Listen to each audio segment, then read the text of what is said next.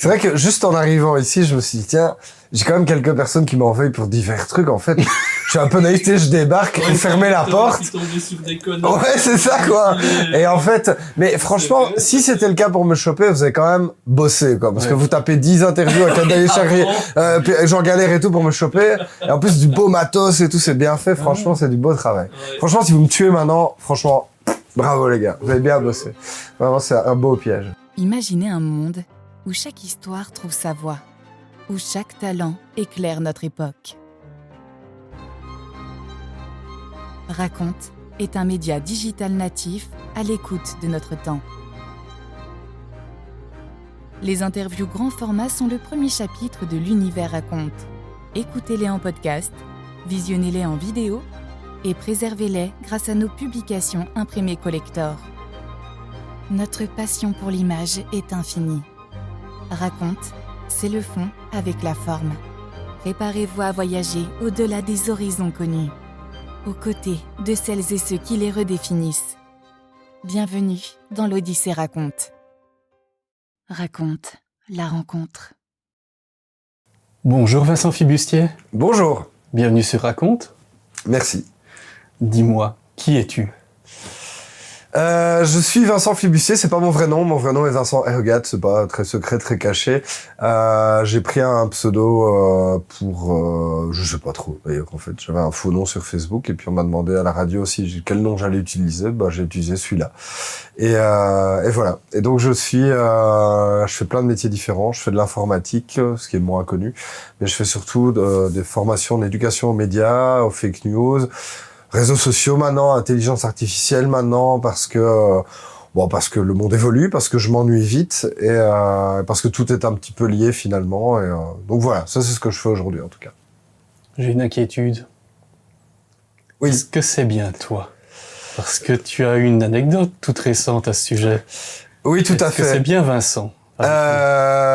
J'ai pas mon portefeuille avec moi, donc il va falloir me croire sur parole. Vous pouvez utiliser des trucs de reconnaissance faciale éventuellement, ou juste comparer des photos.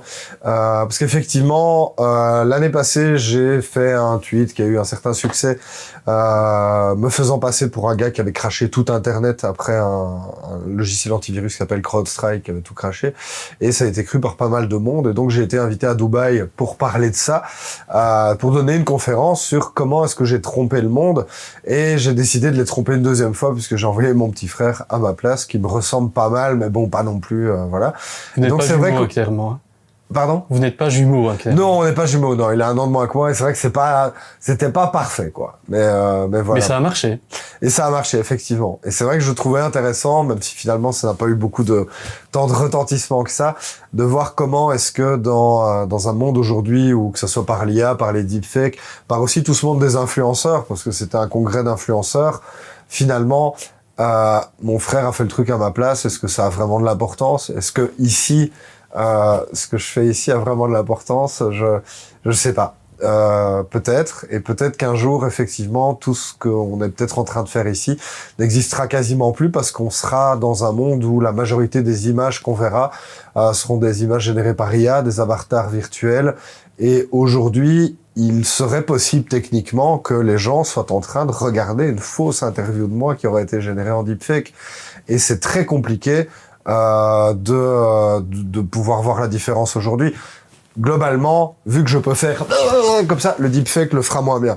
Mais si je vous parlais juste calmement, ça serait difficile à voir. Et donc c'est vrai que c'est un sacré enjeu aujourd'hui. Personnellement, ça m'interpelle beaucoup de savoir finalement, est-ce qu'on peut encore avoir confiance en des images, en ce qu'on voit, en ce qu'on entend, et je crois que c'est de moins en moins le cas. Raconte la forme avec le fond. Bon, on est maintenant rassuré, c'est bien toi. Écoute, dis-moi un peu, comment ça a commencé tout ça ? Tu viens d'où ? Qui es-tu ? Qu'as-tu fait avant tout ça ? Je suis né à Dinan en 1990 et puis je vais passer quand même les premières années de ma vie. À 18 ans, pour des raisons familiales assez compliquées, parce que j'étais on va dire un peu fouteur de merde. J'étais pas très très chaud de faire des études. J'ai commencé des études de journalisme en communication à Louvain-la-Neuve en me disant que je voulais faire journaliste. En fait, pas vraiment. Je voulais un peu m'occuper et j'ai pas tenu longtemps parce que au bout de 3 semaines, en fait, ça m'a très vite ennuyé et j'ai commencé à semer un petit peu le chaos sur les forums de l'université, à emmerder le monde, clairement. J'ai eu des avertissements. Et puis, aux premiers examens, je réussis bof. Donc, j'ai décidé d'arrêter. Mais j'avais en même temps une procédure de renvoi. Et donc, cette procédure a suivi son cours. J'ai été convoqué par le vice-recteur à l'époque. Petite anecdote qui s'appelait Monsieur Renders. Et je me suis dit à l'époque que c'était peut-être Didier Renders qui me convoquait parce qu'il me trouvait drôle sur Internet. Pas du tout. C'était le vice-recteur de l'université de Louvain-la-Neuve qui s'appelait Monsieur Renders. Et j'ai trouvé très amusant de ne pas aller aux 3 convocations tout en disant que j'y allais. Et donc, il devait être extrêmement furax parce qu'il m'a attendu les 3 fois. Et donc, j'ai fini par recevoir un courrier comme quoi j'étais renvoyé de l'université et que je pourrais plus m'inscrire nulle part pendant 5 ans. Et de toute façon, je voulais pas continuer, mais voilà. Et donc, j'ai commencé à bosser dans l'info-jeunesse, dans l'informatique. J'ai fait plein de petits boulots. Et tu es né rebelle, en fait. C'était au berceau. Franchement, j'étais con. Hein. Objectivement, j'ai fait... je trouve pas que c'était très malin. Et j'espère que mon gamin fera pas ça. Mais voilà, j'ai toujours effectivement bien aimé un petit peu titiller la société, de me moquer un petit peu du monde autour de moi. Et je suis professionnalisé en tout cas. Ouais. Pour de moins. Ouais. Et quelques années après, un petit peu par hasard, un jour, ça nous trottait dans la tête avec des copains depuis longtemps, c'était de se dire qu'il y avait une certaine presse un petit peu poubelle. C'était en quelle année, ça? C'était en 2014. Il y a eu un élément déclencheur Il y a eu un jour où les journaux du groupe Sud Presse, connus aujourd'hui sous le nom de Sud Info, qui ont tendance à faire, on va dire, un journal populaire, pour être gentil. C'est quand même le premier groupe de presse francophone belge. Pour situer, parce qu'on nous écoute beaucoup en France. Ouais, tout à fait. Exactement. Donc, c'est le premier groupe de presse de belge francophone. Ça a un grand succès de manière historique. Et c'est vrai que ça a aussi un grand succès parce qu'ils arrivent, on va dire, ils ont bien suivi la mode des réseaux sociaux, même s'ils étaient déjà là bien avant, dans tout ce qui est putaclic, voyeurisme, informations bas de plafond qui parfois vont violer la vie privée des gens, détruire des vies. Voilà, on va dire que la déontologie est pas tout à fait au centre de leurs préoccupations. Et ils sont connus pour ça. Dans la région ici, d'ailleurs, je vois le journal papier qui est là un petit peu plus bas. Tu es bien entouré. Hein. Ouais, je suis vachement bien entouré. Il y a Adolf Hitler ici, la Meuse, Cyril Hanouna, je suis vraiment super bien entouré. On soigne les décors, on y tient beaucoup. Et donc dans la sous-division du coin ici, le journal Sud Presse s'appelle La Meuse. Et La Meuse, depuis les années 70, 70 pour les Français qui nous regardent, est connue sous le nom de La Meuse la menteuse. Donc il y a comme ça une réputation qui les suit depuis longtemps. Et un jour, un article du groupe Sud Presse démontait une fake news qui était qu'un homme avait atteint 182 ans en Inde, voilà. Et en fait, ils avaient titré la preuve qu'il faut toujours lire Sud Presse parce que nous sommes les seuls médias à toujours vérifier nos infos. Et j'ai vu ça, il était 2h du matin, je rentrais d'une soirée, je devais avoir autant de grammes d'alcool dans le sang et je me suis dit, oh, c'est plus possible, je vais créer un truc, s'ils peuvent raconter autant de conneries, je vais faire pareil. Et j'ai travaillé toute la nuit, de 2h à 8h du matin, dans un état compliqué. Et le matin, Nord Presse était né avec plusieurs premiers articles, comme Partous de vue à Charleroi, 7 morts, qui étaient dans les 5-6 premiers. Et ça a explosé au bout de quelques jours. Ce qui était vraiment une blague potache, a littéralement directement fait des centaines de milliers de vues, puis des millions. Et donc j'en ai remis des couches encore et encore et encore et encore et encore. Est-ce que les gens ont tout de suite compris que c'était une blague? Pas du tout. Au début, c'était très impressionnant. Il y avait déjà avant le Gorafi, donc en France, le journal parodique français, il y avait The Onion aux États-Unis depuis très longtemps. On savait évidemment qu'il y avait des fausses infos sur Internet, mais je pense qu'à l'époque, c'était la démocratisation des CMS, donc des Content Management System, type WordPress, qui permettait de créer des sites Internet facilement, sans avoir nécessairement des grosses compétences en informatique. Ça devenait plus accessible pour dire qu'un gars comme moi, qui n'était pas un grand développeur, en était capable. Mais c'était pas encore hyper répandu. Donc on n'avait pas encore cette possibilité pour tout un chacun de faire ça. Et après, évidemment, ça a complètement explosé. Donc à l'époque, les gens n'avaient pas l'habitude, et à l'époque, les gens se disaient « Oh, ça ressemble à un vrai site Internet. Oui, t'avais fait un branding et tout ça qui ressemblait... C'était propre, à peu près, quoi. Autant que faire se peut. Mais ça ressemblait à un site, voilà, même si en bas c'était marqué que c'était parodique et que la rédaction était composée de 12 chimpanzés. Les gens, il faut bien se dire un truc sur Internet, hein, les gens lisent déjà que les titres. Lire tout l'article, voilà. Alors lire le bas du site ou la rubrique à propos, n'exagérons pas, ça fait un clic en plus. Donc voilà. Et c'est vrai que je n'avais pas écrit en grand attention, ceci est une blague.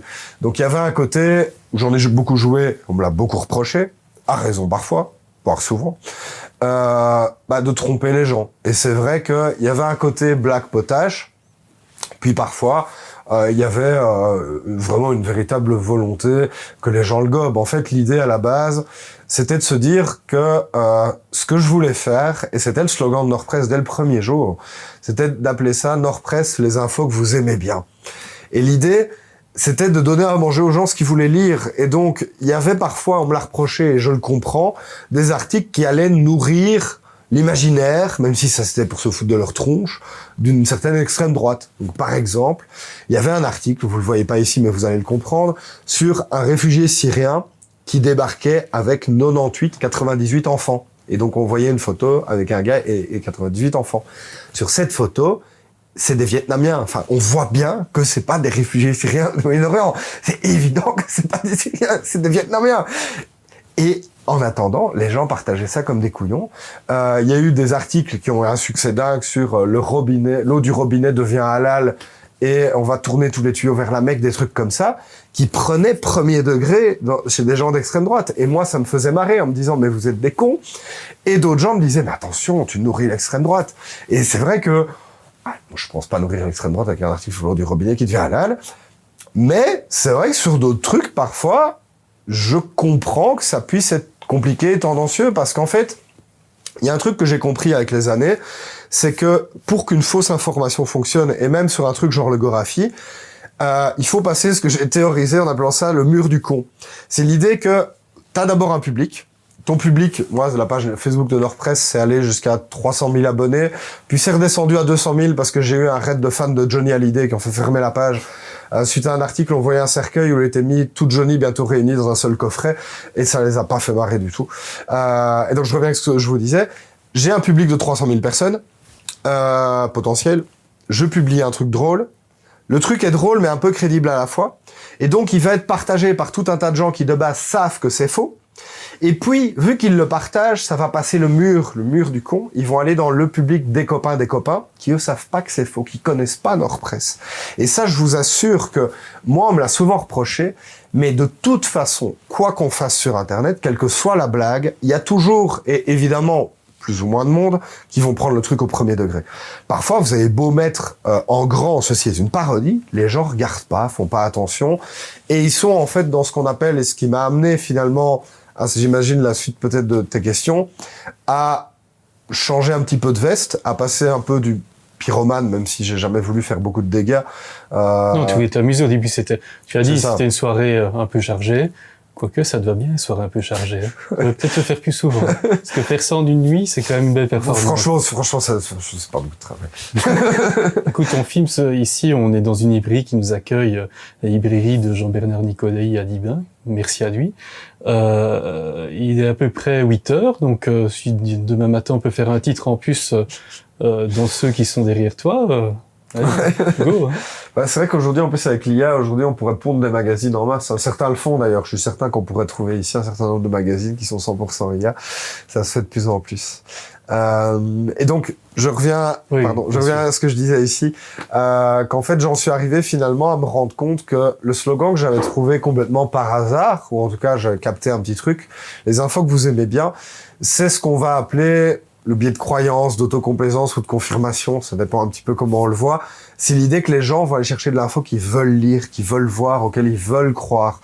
Et en fait, à partir du moment où ça va aller combler ces biais-là, en fait, l'info a beau être énorme, l'info a beau être pour nous de l'extérieur complètement absolument incroyable, on se dit mais qui peut croire ça ? À partir du moment où on a une croyance profonde préétablie là-dedans, effectivement, on ne le voit plus. qu'en fait, c'est pas des Syriens et clairement ils ont des têtes de Vietnamiens.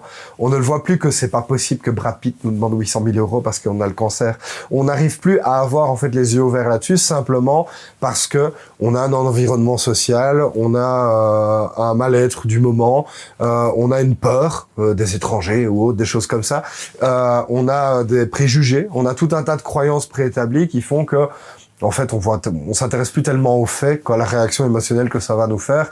Et c'est vrai que j'en ai pas mal joué d'une certaine manière. Ouais.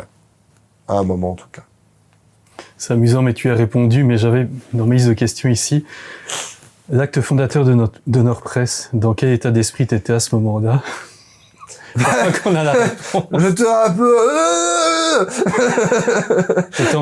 J'étais, franchement, ouais, en fait, objectivement, au début, et c'était pour rigoler, mais même pour moi, c'était pour rigoler, j'ai jamais cru à ça. Tu sais qu'il y a des gens de vœux qui ont un certain Marc en Californie qui a fait la même chose. Hein. Ouais. Il voulait comparer des gens, je crois, dans les répertoires des universités. Hein. Ouais, tout à fait. Mais c'est vrai que... Il a plutôt réussi. Hein. Ça, lui, un peu mieux qu'à moi, ouais. Bah, encore, ouais, je pense qu'il a fait plus de dégâts sur le monde que moi. Il a eu plus d'impact, effectivement. Ouais, là-dedans, moi, ce que je m'étais dit à la base, c'était un peu une blague, c'était que il y a un gâteau de la connerie de l'information sur Internet, je veux ma part. Et en fait, aujourd'hui, là aussi, je suis content d'avoir eu cette réflexion-là à l'époque, parce que ça me nourrit dans mon travail de formation que je fais aujourd'hui avec les plus jeunes et pas que, c'est de se dire, qu'est-ce que tous les gens sur Internet, même racontent ici, quand on publie des choses sur Internet, surtout dans un modèle où il n'y a pas d'abonnement et donc soit c'est de la publicité, soit on espère ensuite faire quelque chose. On doit capter du temps de cerveau disponible. Là, les gens qui sont en train de regarder ne font pas autre chose. Bon, en fait, si, maintenant, les gens regardent des trucs différents. Mais de base, on a tous un certain temps qu'on peut passer sur Internet dans nos vies, sur une journée. Et donc, c'est vrai que l'objectif, c'est de pouvoir capter cette attention. Et avec un titre plus putaclic qu'un autre, avec un truc plus voyeuriste qu'un autre, avec une information qui va plus choquer qu'une autre. Et c'est ça que j'ai remarqué, c'est qu'effectivement, ce qui faisait aussi le succès de Nordpress, c'était que par essence, une fausse information, de base, sauf accident, et c'est arrivé, je suis la seule à la détenir. Donc s'il y avait vraiment eu, à une époque, une partouze de vieux à Charleroi qui avait fait cette mort, et qu'on imagine que cette information, elle vaut, dans la population belge, 2 millions de clics, on va dire. Vous imaginez ça. Ce qui est énorme, hein. Ce qui est énorne. Mais ça vaut ça, une partouze de vieux à Charleroi. Aucun doute qui fait cette mort. Mais t'es un expert, je te crois. Bah oui. D'ailleurs, j'y vais plus depuis, parce que je prends pas de risque. En fait, si je suis le seul à la détenir avec Nordpress, je prends tous les clics et donc c'est très rentable. Si l'information était vraie, la RTBF, la DH, Sud Presse en aurait parlé. Et en fait, donc les clics se divisent. Et c'est ce qui fait aussi, on le dit pas assez, que le business de la désinformation fonctionne bien. Il y a des études pourtant très sérieuses, hein, et vous allez le dire, le mec remet en question le MIT, je le fais. J'ai aucun souci avec ça. Une étude du MIT qui dit qu'une fausse info se diffuse 7 fois plus vite qu'une vraie. En fait, c'est pas le fait que ça soit par essence une fausse info qui fait que ça fonctionne. C'est aussi que fatalement, il y a un moins grand nombre d'acteurs qui la diffusent et que donc c'est vrai que si vous prenez la quantité d'informations qui circulent, en fait des fausses, il y en a finalement assez peu. Mais par contre, dès qu'il y en a une qui marche, on a un focus dessus, on a 10 millions de vues sur une vidéo et on se dit oh mon Dieu, c'est terrible. Alors qu'en fait, sur la même journée, il y a eu 1 milliard de vues sur tout un tas de trucs parfaitement normaux. Et donc, je pense que parfois, même si moi, ça fait partie de mon quotidien de lutter contre ça, faut aussi relativiser un petit peu l'impact que ça a, parce que ça peut sembler très impressionnant de voir un crétin de complotiste qui va partager une vidéo sur la Terre plate ou autre qui va faire 2 millions de vues.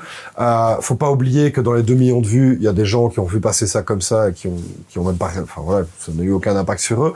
Que dedans, il y a tout un tas de gens qui ont regardé pour se moquer.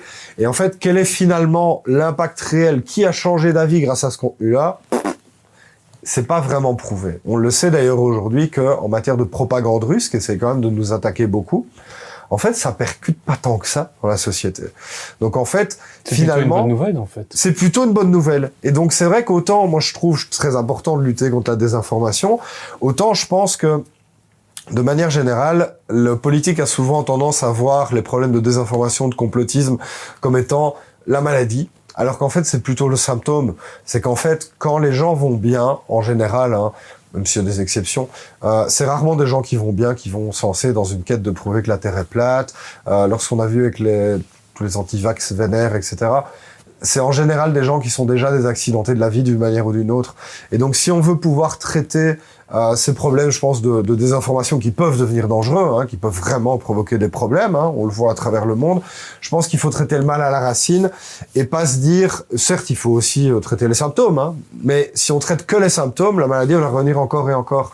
Et c'est vrai qu'aujourd'hui, je trouve on l'a vu en 2016 avec la première élection de Trump, on a une deuxième élection de Trump maintenant, je pense que c'est pas tant les fausses infos où en 2016 on a beaucoup accusé Zuckerberg d'avoir poussé les fausses infos sur Facebook. Maintenant c'est Musk et X Twitter. Je pense que c'est avant tout l'échec d'Obama puis l'échec de Biden si on en arrive là. On ne peut pas se résigner à se dire que c'est une intervention extérieure et que en fait c'est un moyen de se dire que c'est pas notre faute en fait. C'est les méchants réseaux sociaux, c'est les méchants russes, c'est les méchants chinois, c'est le méchant truc. Non, c'est notre société qui a foiré sans aucun doute. Et quand on a des gens qui se rebellent extrêmement fortement contre des mesures sanitaires qui pètent un câble, etc. J'ai été le premier à me moquer, à les attaquer, à considérer, en tout cas chez les leaders de là-dedans qui en ont beaucoup profité, que ces gens étaient malhonnêtes. Mais je pense que beaucoup de gens qui ont suivi ça sont des gens qui en ont pris plein la tronche. Et moi, j'en connais. Ma réponse est interminable, mais voilà. Je connais un gars qui a été accusé à tort d'être l'homme au chapeau des attentats de Zaventem. Donc pour recontextualiser, à l'époque, attentats de Zaventem, attentats islamistes après les attentats de Paris, etc., ils font péter des bombes à l'aéroport de Zaventem et à Malbec, à Bruxelles, et il y a un type qu'on essaye d'identifier et qu'on n'identifie pas, et qui a réussi à se barrer. Et il y a le soir même un journaliste indépendant qui débarque avec sa caméra et qui fait un live devant l'aéroport de Bruxelles. Et le mec, c'est aussi un arabe, il a aussi des lunettes, il lui ressemble vaguement, il est chauve aussi. Et directement, la police se dit, bah c'est lui. Et le mec est revenu sur les lieux du crime faire une interview devant l'endroit où il a posé une bombe, quoi. Et c'était pas lui. Et donc le mec, le lendemain, se retrouve dans tous les médias comme étant un terroriste qui a tué 30 personnes, se retrouve accusé, du pire, et c'est pas lui. Le mec va rester fiché pendant des années, pour raison administrative, machin, alors qu'en fait, il n'a aucun lien avec aucun terroriste, rien du tout. Pourquoi il a fait ça? Pardon? Pourquoi il a fait ça? Pourquoi il a fait ça Pourquoi il a fait cette interview? Parce qu'il avait un petit média, parce que lui avait un petit média indépendant où il suivait l'actualité, quoi. Et donc le soir même, il y a les attentats, il va devant l'aéroport raconter ce qui s'est passé, tout simplement. Et il imagine pas une seconde qu'il va avoir des problèmes, en fait. Ah, c'était pas voulu, en fait. Absolument pas. Okay. Non. Okay. C'est un petit journaliste indépendant qui, à la base. C'est un total malentendu, en fait. Total malentendu. Okay. Le mec débarque là-bas, n'est même pas au courant qu'on cherche un mec avec des lunettes, machin. Et en fait, il se retrouve arrêté pour rien. Et donc, vous imaginez, là, t'as demain un attentat avec quelqu'un qui te ressemble, tu te retrouves arrêté, mis dans tous les médias comme étant un terroriste tueur d'enfants. Tu vas passer 15 jours en détention préventive. Et en plus, on se connaît, ce qui n'arrange pas. Et donc, en fait, je finis l'histoire ici, du coup. Qu'est-ce qui s'est passé quand le Covid est arrivé? Ce mec a été détruit par l'État belge, par la police, par les médias. Et on n'est pas aux États-Unis, hein. Tu touches pas 3 millions de dollars de compensation. T'as rien du tout, t'as même pas un désolé, rien, hein. Le mec, voilà, il est retourné à sa vie, pas terrible, et voilà. Quand le Covid arrive et que le gouvernement lui dit, il faut faire ça, faut faire ça, faut faire ça, évidemment, le mec a sombré dans le pire des conspirationnismes, évidemment. Et il a fini par se relever un petit peu, parce que, en tant qu'arabe, quand il s'est rendu compte que dans les mouvements anti-vax, c'était quand même énormément de mecs d'extrême droite, à un moment, il s'est dit, mais attendez, je peux pas rester avec ces gens-là. Et donc, il est repassé dans l'autre bord. Mais de base, tout ça pour dire que je pense que on doit soigner la société d'abord, certes les symptômes, et moi c'est ce que j'essaie de faire au quotidien, essayer d'armer les gens un petit peu intellectuellement sur ce qu'ils consomment comme information, mais on s'en sortira de toute façon jamais si on soigne pas les maux de base de la société, parce que il est tout à fait légitime et compréhensible qu'il y ait des gens qui veulent tout péter et qui veulent foutre le feu, et je pense que malheureusement le problème qu'on a, c'est qu'on a vraiment les pieds dans l'essence, le niveau d'essence monte, et on le voit avec des Trump, on voit avec tout un tas de choses partout dans le monde, d'une crise sanitaire. Il suffit d'une étincelle pour qu'on crame tous. Et moi, c'est ça qui me fait peur. C'est que je pense qu'il faut vraiment faire baisser le niveau de l'essence. Sinon, ça va vraiment pas bien se terminer, quoi. Et aussi apprendre aux gens à pas allumer des briquets. Moi, c'est ce que j'essaye de faire. Mais sur le niveau de l'essence, je pense que c'est un truc très sociétal, très politique. Et où, malheureusement, en tout cas, moi, comme plein de gens, je sais pas trop ce que je peux faire avec ça. J'ai essayé de l'aspirer à la paille, mais c'est pas bon. Malgré que la fake news soit quand même une maladie assez ancienne et connue, qui date bien avant Internet. T'as pas l'impression que depuis quelques années, on vient d'en parler, on est en train de rentrer dans l'âge d'or de la fake news? Moi, j'ai l'impression, de mon point de vue, que vraiment l'âge d'or, ça a été les années, entre 2014 et 2016, en fait, où moi, j'en ai bien profité à ce moment-là, objectivement. Et en fait, en 2016, quand Trump a été élu, moi, c'est là où j'ai commencé à être appelé dans les écoles pour parler de ces questions-là. C'est qu'en fait, le monde entier s'est pris une claque en mode, waouh, il y a des fausses infos sur Internet, mais c'est terrible, c'est dangereux. Mais c'était un revirement pour toi. Tu t'attendais à ça ou pas?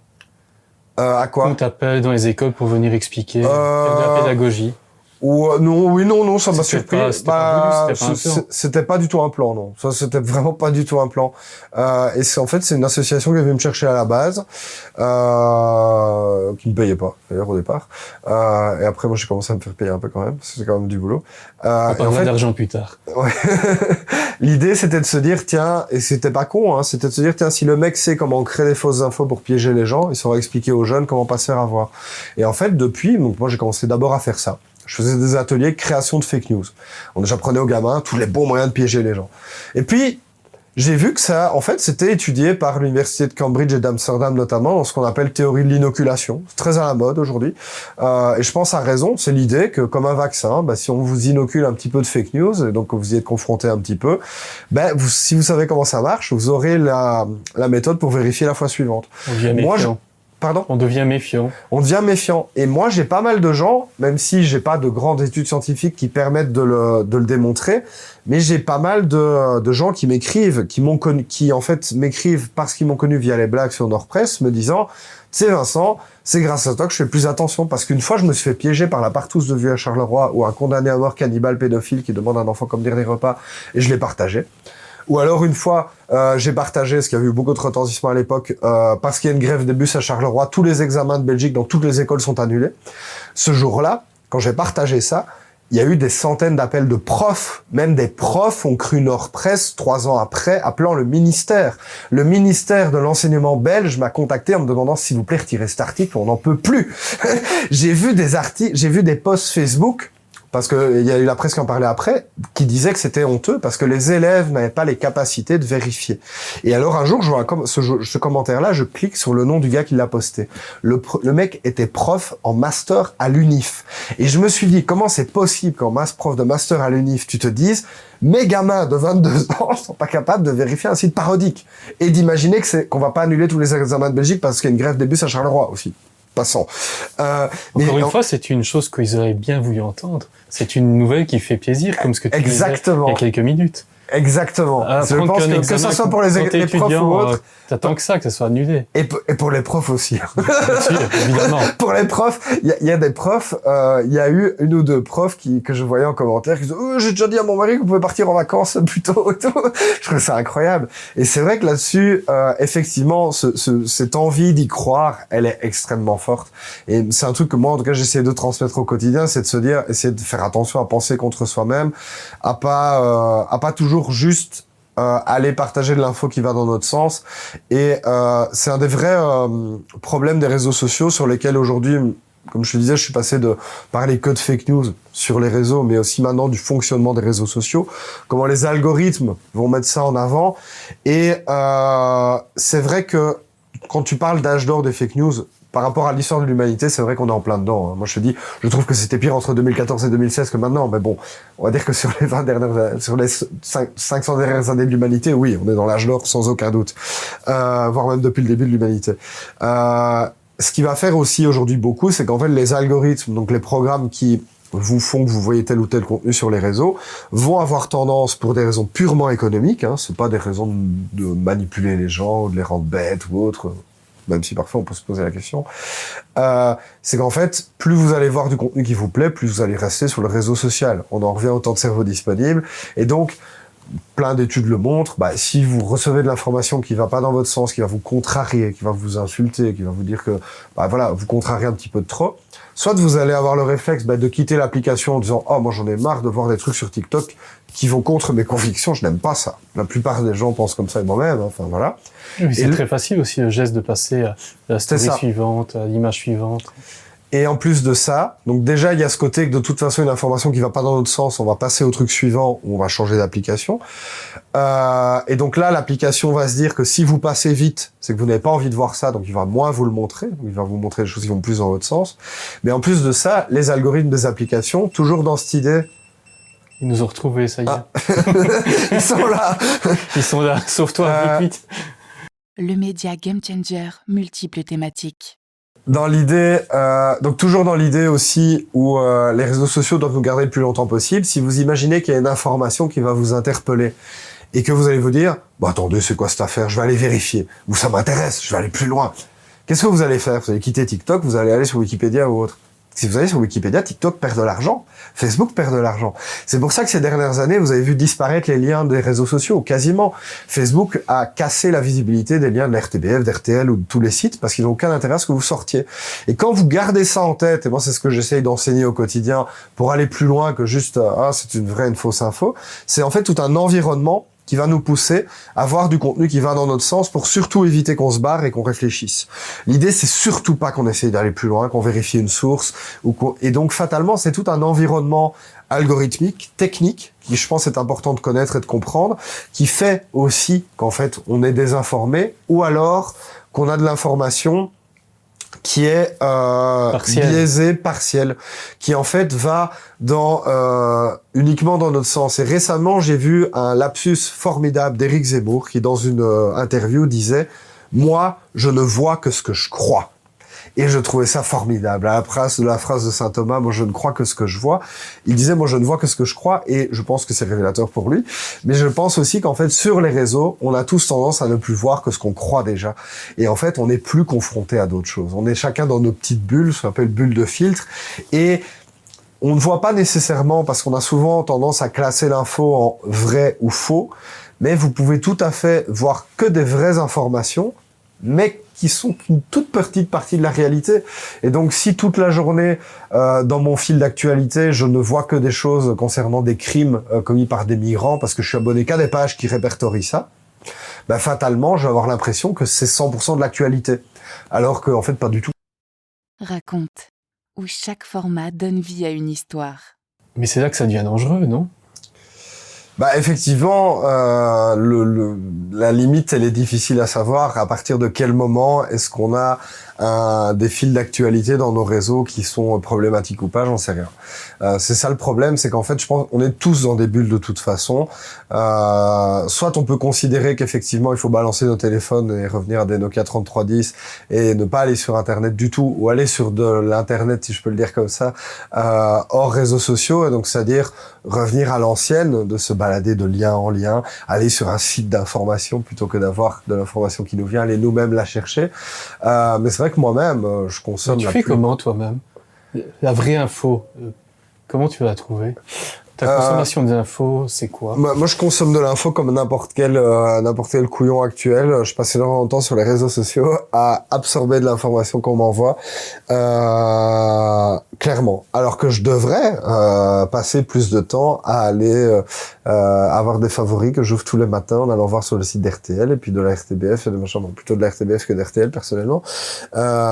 Mais malheureusement, je le fais pas beaucoup. Par contre, je suis abonné à pas mal de newsletters, donc ça me permet... Newsletter de médias établis. Ouais, c'est ça. Ça me permet d'avoir comme ça. Je trouve que la newsletter aujourd'hui, les médias devraient y revenir pas mal parce que ça permet de casser le côté algorithmique, parce qu'a priori tout le monde le reçoit. Il y a un taux d'ouverture beaucoup plus élevé. Mais sinon, globalement, je pense que moi, je suis surinformé aussi. Donc, j'y passe énormément de temps parce que c'est mon boulot. Parce que je suis accro aussi, certainement, que j'y passe beaucoup trop de temps. C'est qu'on s'est écrit un peu à toute heure pour préparer cette interview, et chaque fois, via Messenger, on se répondait à... Ouais, à toute heure. Et je poste des trucs tout le temps. Non, dès que je suis, non, c'est. En fait, il y a un truc. C'est industriel chez toi. En plus, tu es sur plein de réseaux différents. Ça va de LinkedIn à Facebook à tout un tas d'autres trucs. C'est industriel. Nordpress et le reste.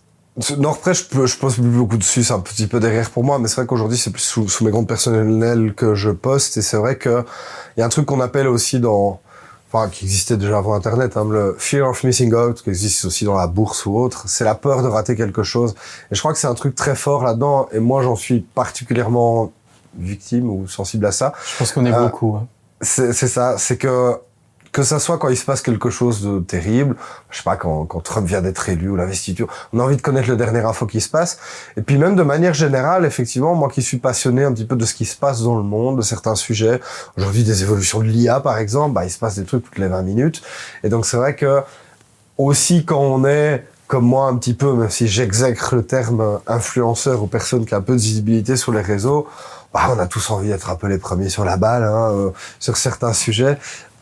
Donc c'est vrai que on n'a pas envie de passer à côté de choses. Et c'est vrai que moi, en plus, dans le cadre de mon boulot, c'est aussi une bonne excuse. J'ai pas envie de rater des trucs, effectivement, de me dire tiens, waouh, ça c'est un super exemple, ou alors tiens. Waouh, j'ai une super idée, je vais le faire tout de suite, un nouveau truc à la con, et ça va être trop marrant. Il faut que je fonce dessus là maintenant parce que en matière de buzz, de fausses informations ou de vrais ou de trucs qui vont faire marrer les gens, il y a souvent un aspect temporel qui est très important. Pas toujours, hein. Une partouze de vieux Charleroi, c'est intemporel. Qui tient, c'est ça. On pourrait la refaire dans 10 ans. Mais sinon, souvent, les fausses infos... Le bon endroit, le bon moment. C'est ça, exactement. C'est ça. La plupart du temps, quand on a de la désinformation, moi je l'ai remarqué à l'époque avec Nordpresse et aujourd'hui j'en parle beaucoup, c'est de se dire que c'est rarement un feu qu'on allume, c'est qu'il y a déjà un feu, il y a déjà le Covid, il y a déjà la guerre en Ukraine, il y a déjà le conflit israélo-palestinien, il y a déjà un truc qui se passe et qui intéresse les gens. Qui est réel. Et puis les gens vont remettre de l'huile sur ce feu-là. Et c'est là où il faut se méfier, c'est là où les désinformateurs vont profiter du bordel ambiant, vont profiter du fait qu'il y a un intérêt pour ces infos-là. Et donc, dans la masse d'infos, le vrai et le faux, on le voit plus trop. Et en plus de ça, dans le côté, c'est ce qui fait aussi l'environnement des réseaux qui va fonctionner, c'est que plus vous allez réussir, et même en matière de vraies infos, qui vont aller dans le voyeurisme, le putaclic, l'exagération d'infos, etc., il va falloir sortir du lot, et sortir du lot, ça peut être mentir, ça peut être exagéré, ça peut être avoir un angle original intéressant, mais souvent c'est malheureusement pas le plus intéressant et le plus malin qui sort du lot. Et voilà, c'est particulièrement, je pense que c'est particulièrement quand il y a des crises et des choses comme ça qu'il faut être particulièrement vigilant et pouvoir se dire, pouvoir prendre un tout petit peu de recul. Et c'est vrai que c'est très très dur au quotidien de pouvoir se dire je tourne cette fois mes pouces avant de partager un truc, parce que en fait souvent, lorsqu'on prend du recul sur l'actualité, dans les 2 heures on a été mal informé, on se rend compte que 2 jours après l'histoire est pas du tout ce qu'on nous a raconté au début, pas par malveillance, mais parfois par malveillance, mais parce que les journalistes ont travaillé trop vite, se sont plantés, il y a des rumeurs sur les réseaux sociaux, enfin on est toujours mieux informé 2 jours après. Le problème qu'il y a, c'est que sur les réseaux sociaux, si vous voulez participer au débat public sur un sujet, si vous répondez 2 jours après, tout le monde est passé à autre chose. Et donc les gens ont oublié. Donc moi j'avais essayé à un moment, je m'étais fait l'expérience, je ne commente plus rien avant 48 heures. Donc je mets 48 heures de décalage, quoi. Tu fais souvent des exercices comme ça? Ça m'est arrivé quelques fois, mais souvent c'est un échec. En fait, je me rends compte que je commentais les trucs 2 jours après, on me dit c'est bon, on est passé à autre chose, machin. Et en fait, c'est très dur en fait de casser une dynamique ou d'essayer de prendre du recul là-dessus, parce que fatalement, vous êtes le mec complètement largué, et en fait, ça n'intéresse plus beaucoup les gens. Et c'est vrai qu'en matière d'infos, moi, je connais pas mal de journalistes, certains médias dont je suis très critique et d'autres que je trouve très importants. De manière générale, je trouve très important qu'on ait du journalisme professionnel, me disent, mais en fait, le problème qu'on a, c'est que si on revient avec un dossier de fond 1 semaine après un événement où vraiment on l'a analysé, décanté, etc. C'est ce que faisaient les magazines hebdomadaires autrefois. Ça intéresse pas des masses les gens. Certes, il y a des choses comme que j'ai là derrière moi, Wilfried, que je trouve très bien, j'en profite comme ça pour en parler, qui vont prendre le temps comme ça, mais ça reste quand même un truc un peu de bobo intellectuel, machin, et malheureusement... Comme raconte. Voilà, c'est ça, ouais. Truc vraiment de gens, tu sais, qui mettent 2 heures. Mais par contre, en fait, à la fois, honnêtement, je pense que les médias qui se disent « ouais, ça intéresse pas les gens » se trompent. Je pense qu'ils se trompent. Je pense qu'effectivement, ça doit être bien fait. Ça doit être intéressant, comme raconte ici avec tous les gens qui regardent, je vous embrasse. Mais il y a un intérêt pour ça. Je pense que c'est pour ça que vous vous êtes peut-être lancé là-dedans. Il y a aujourd'hui les chaînes YouTube, j'en citerai pas d'autres, mais les gens verront, qui font des interviews de 2 heures. Et les gens regardent. Et on a des interviews de 2 heures sur certaines chaînes avec des gens qui sont pas des gens qu'on voit de base dans les médias, Moi, personnellement, je pensais pas qu'un jour je regarderais 1h30 d'interview de Jean Galère. Voilà. Et les médias ne l'auraient pas fait. Clairement pas. Et en fait, potentiellement, on voit sur certaines chaînes YouTube des gens dont j'avais jamais entendu parler, un chef de service de renseignement, des choses comme ça. En fait, le mec va faire 1,5 million de vues.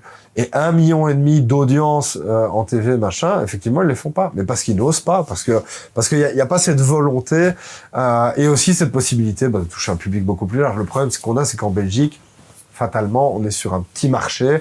Quand vous avez la possibilité, comme vous ici, contrairement à la RTBF, d'avoir un marché qui est toute la francophonie, ça permet aussi d'aller prendre, on va dire, des choses qui sont plus pointues, mais qui vont intéresser plus de monde.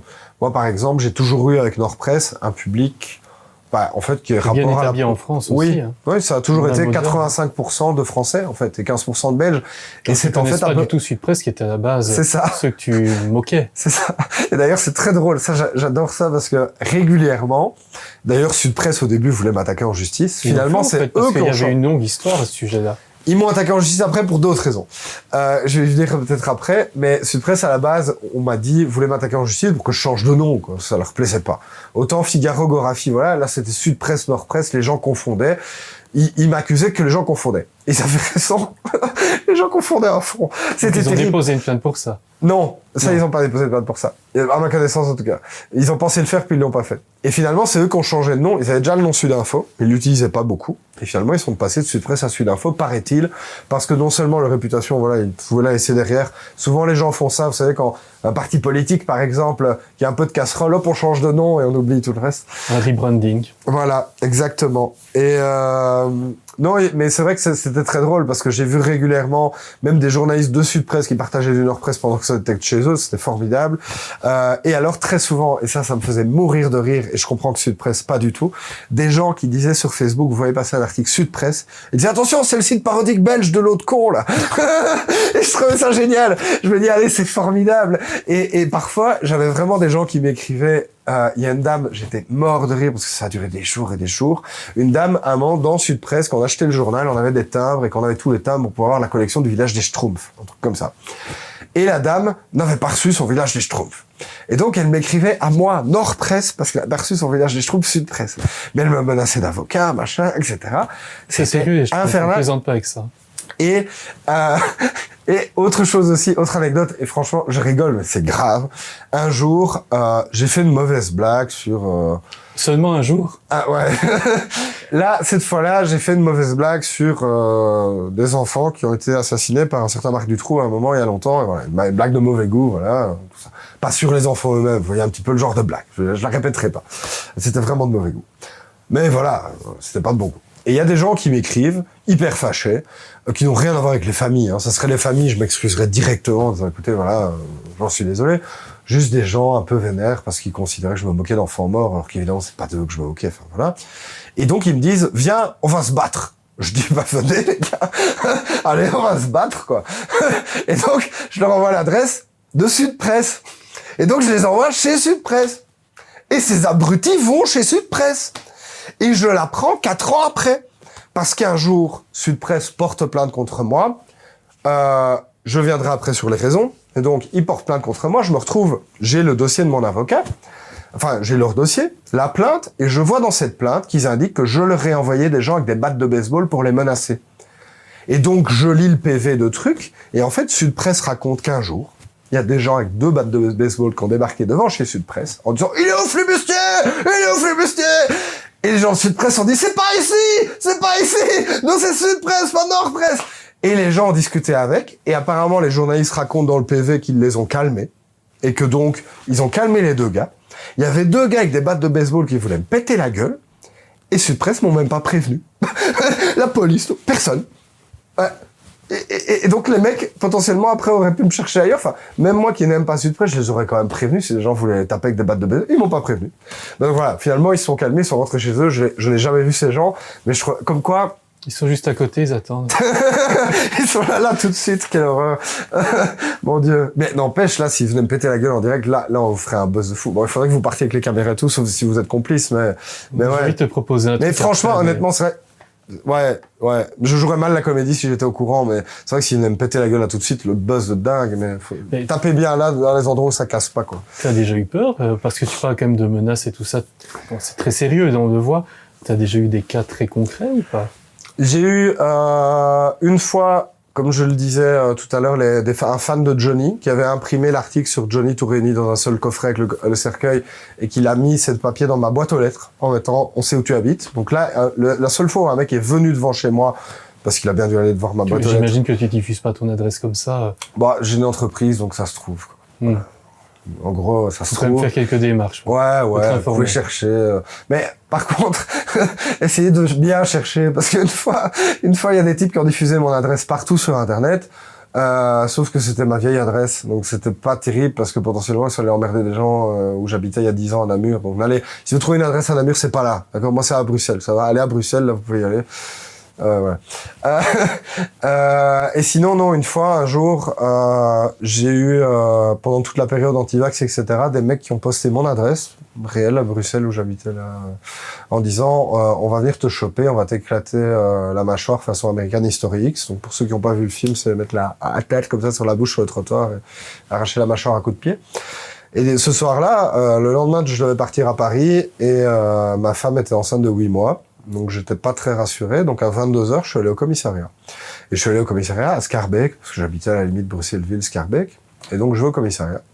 Et je tombe sur un flic flamand qui me dit, et je dis d'avance qu'ils sont pas tous comme ça, mais il me dit monsieur, on ne peut pas porter plainte pour des propos sur Internet, hein. Je dis, mais foutez-le moi. Tu fais bien l'accent belge. Ouais. Et je lui dis, mais, enfin, il y a mon adresse, ma femme est enceinte, ils veulent me tuer, enfin. Il dit, bah oui, c'est le virtuel, hein, ça, monsieur, ce n'est pas vrai, hein, ça, c'est du virtuel, c'est du Facebook, n'importe qui peut commenter. Je dis, oui, mais bon, c'est un délit, comme c'est une menace de mort. Oh ben non, monsieur, dites... Et je dis, mais prenez ma plainte, s'il vous plaît. Vous êtes, comme on le dit, les scribes de la justice, vous devez prendre ma plainte. Et ça, je le dis à tout le monde, les policiers sont obligés de prendre votre plainte. Enfin, théoriquement, vous pouvez porter plainte contre le soleil, si vous voulez, ou quasiment. Si un délit à peu près établi, ils doivent prendre votre plainte. C'est pas à eux de juger. C'est au juge d'instruction, etc. C'est pas à eux de juger. Même si, en fait, les flics, c'est juste parce qu'ils ont la flemme, ou que parfois, ils savent que ça va finir au bac, et donc, ils veulent aussi ne pas vous faire perdre du temps. Mais bon.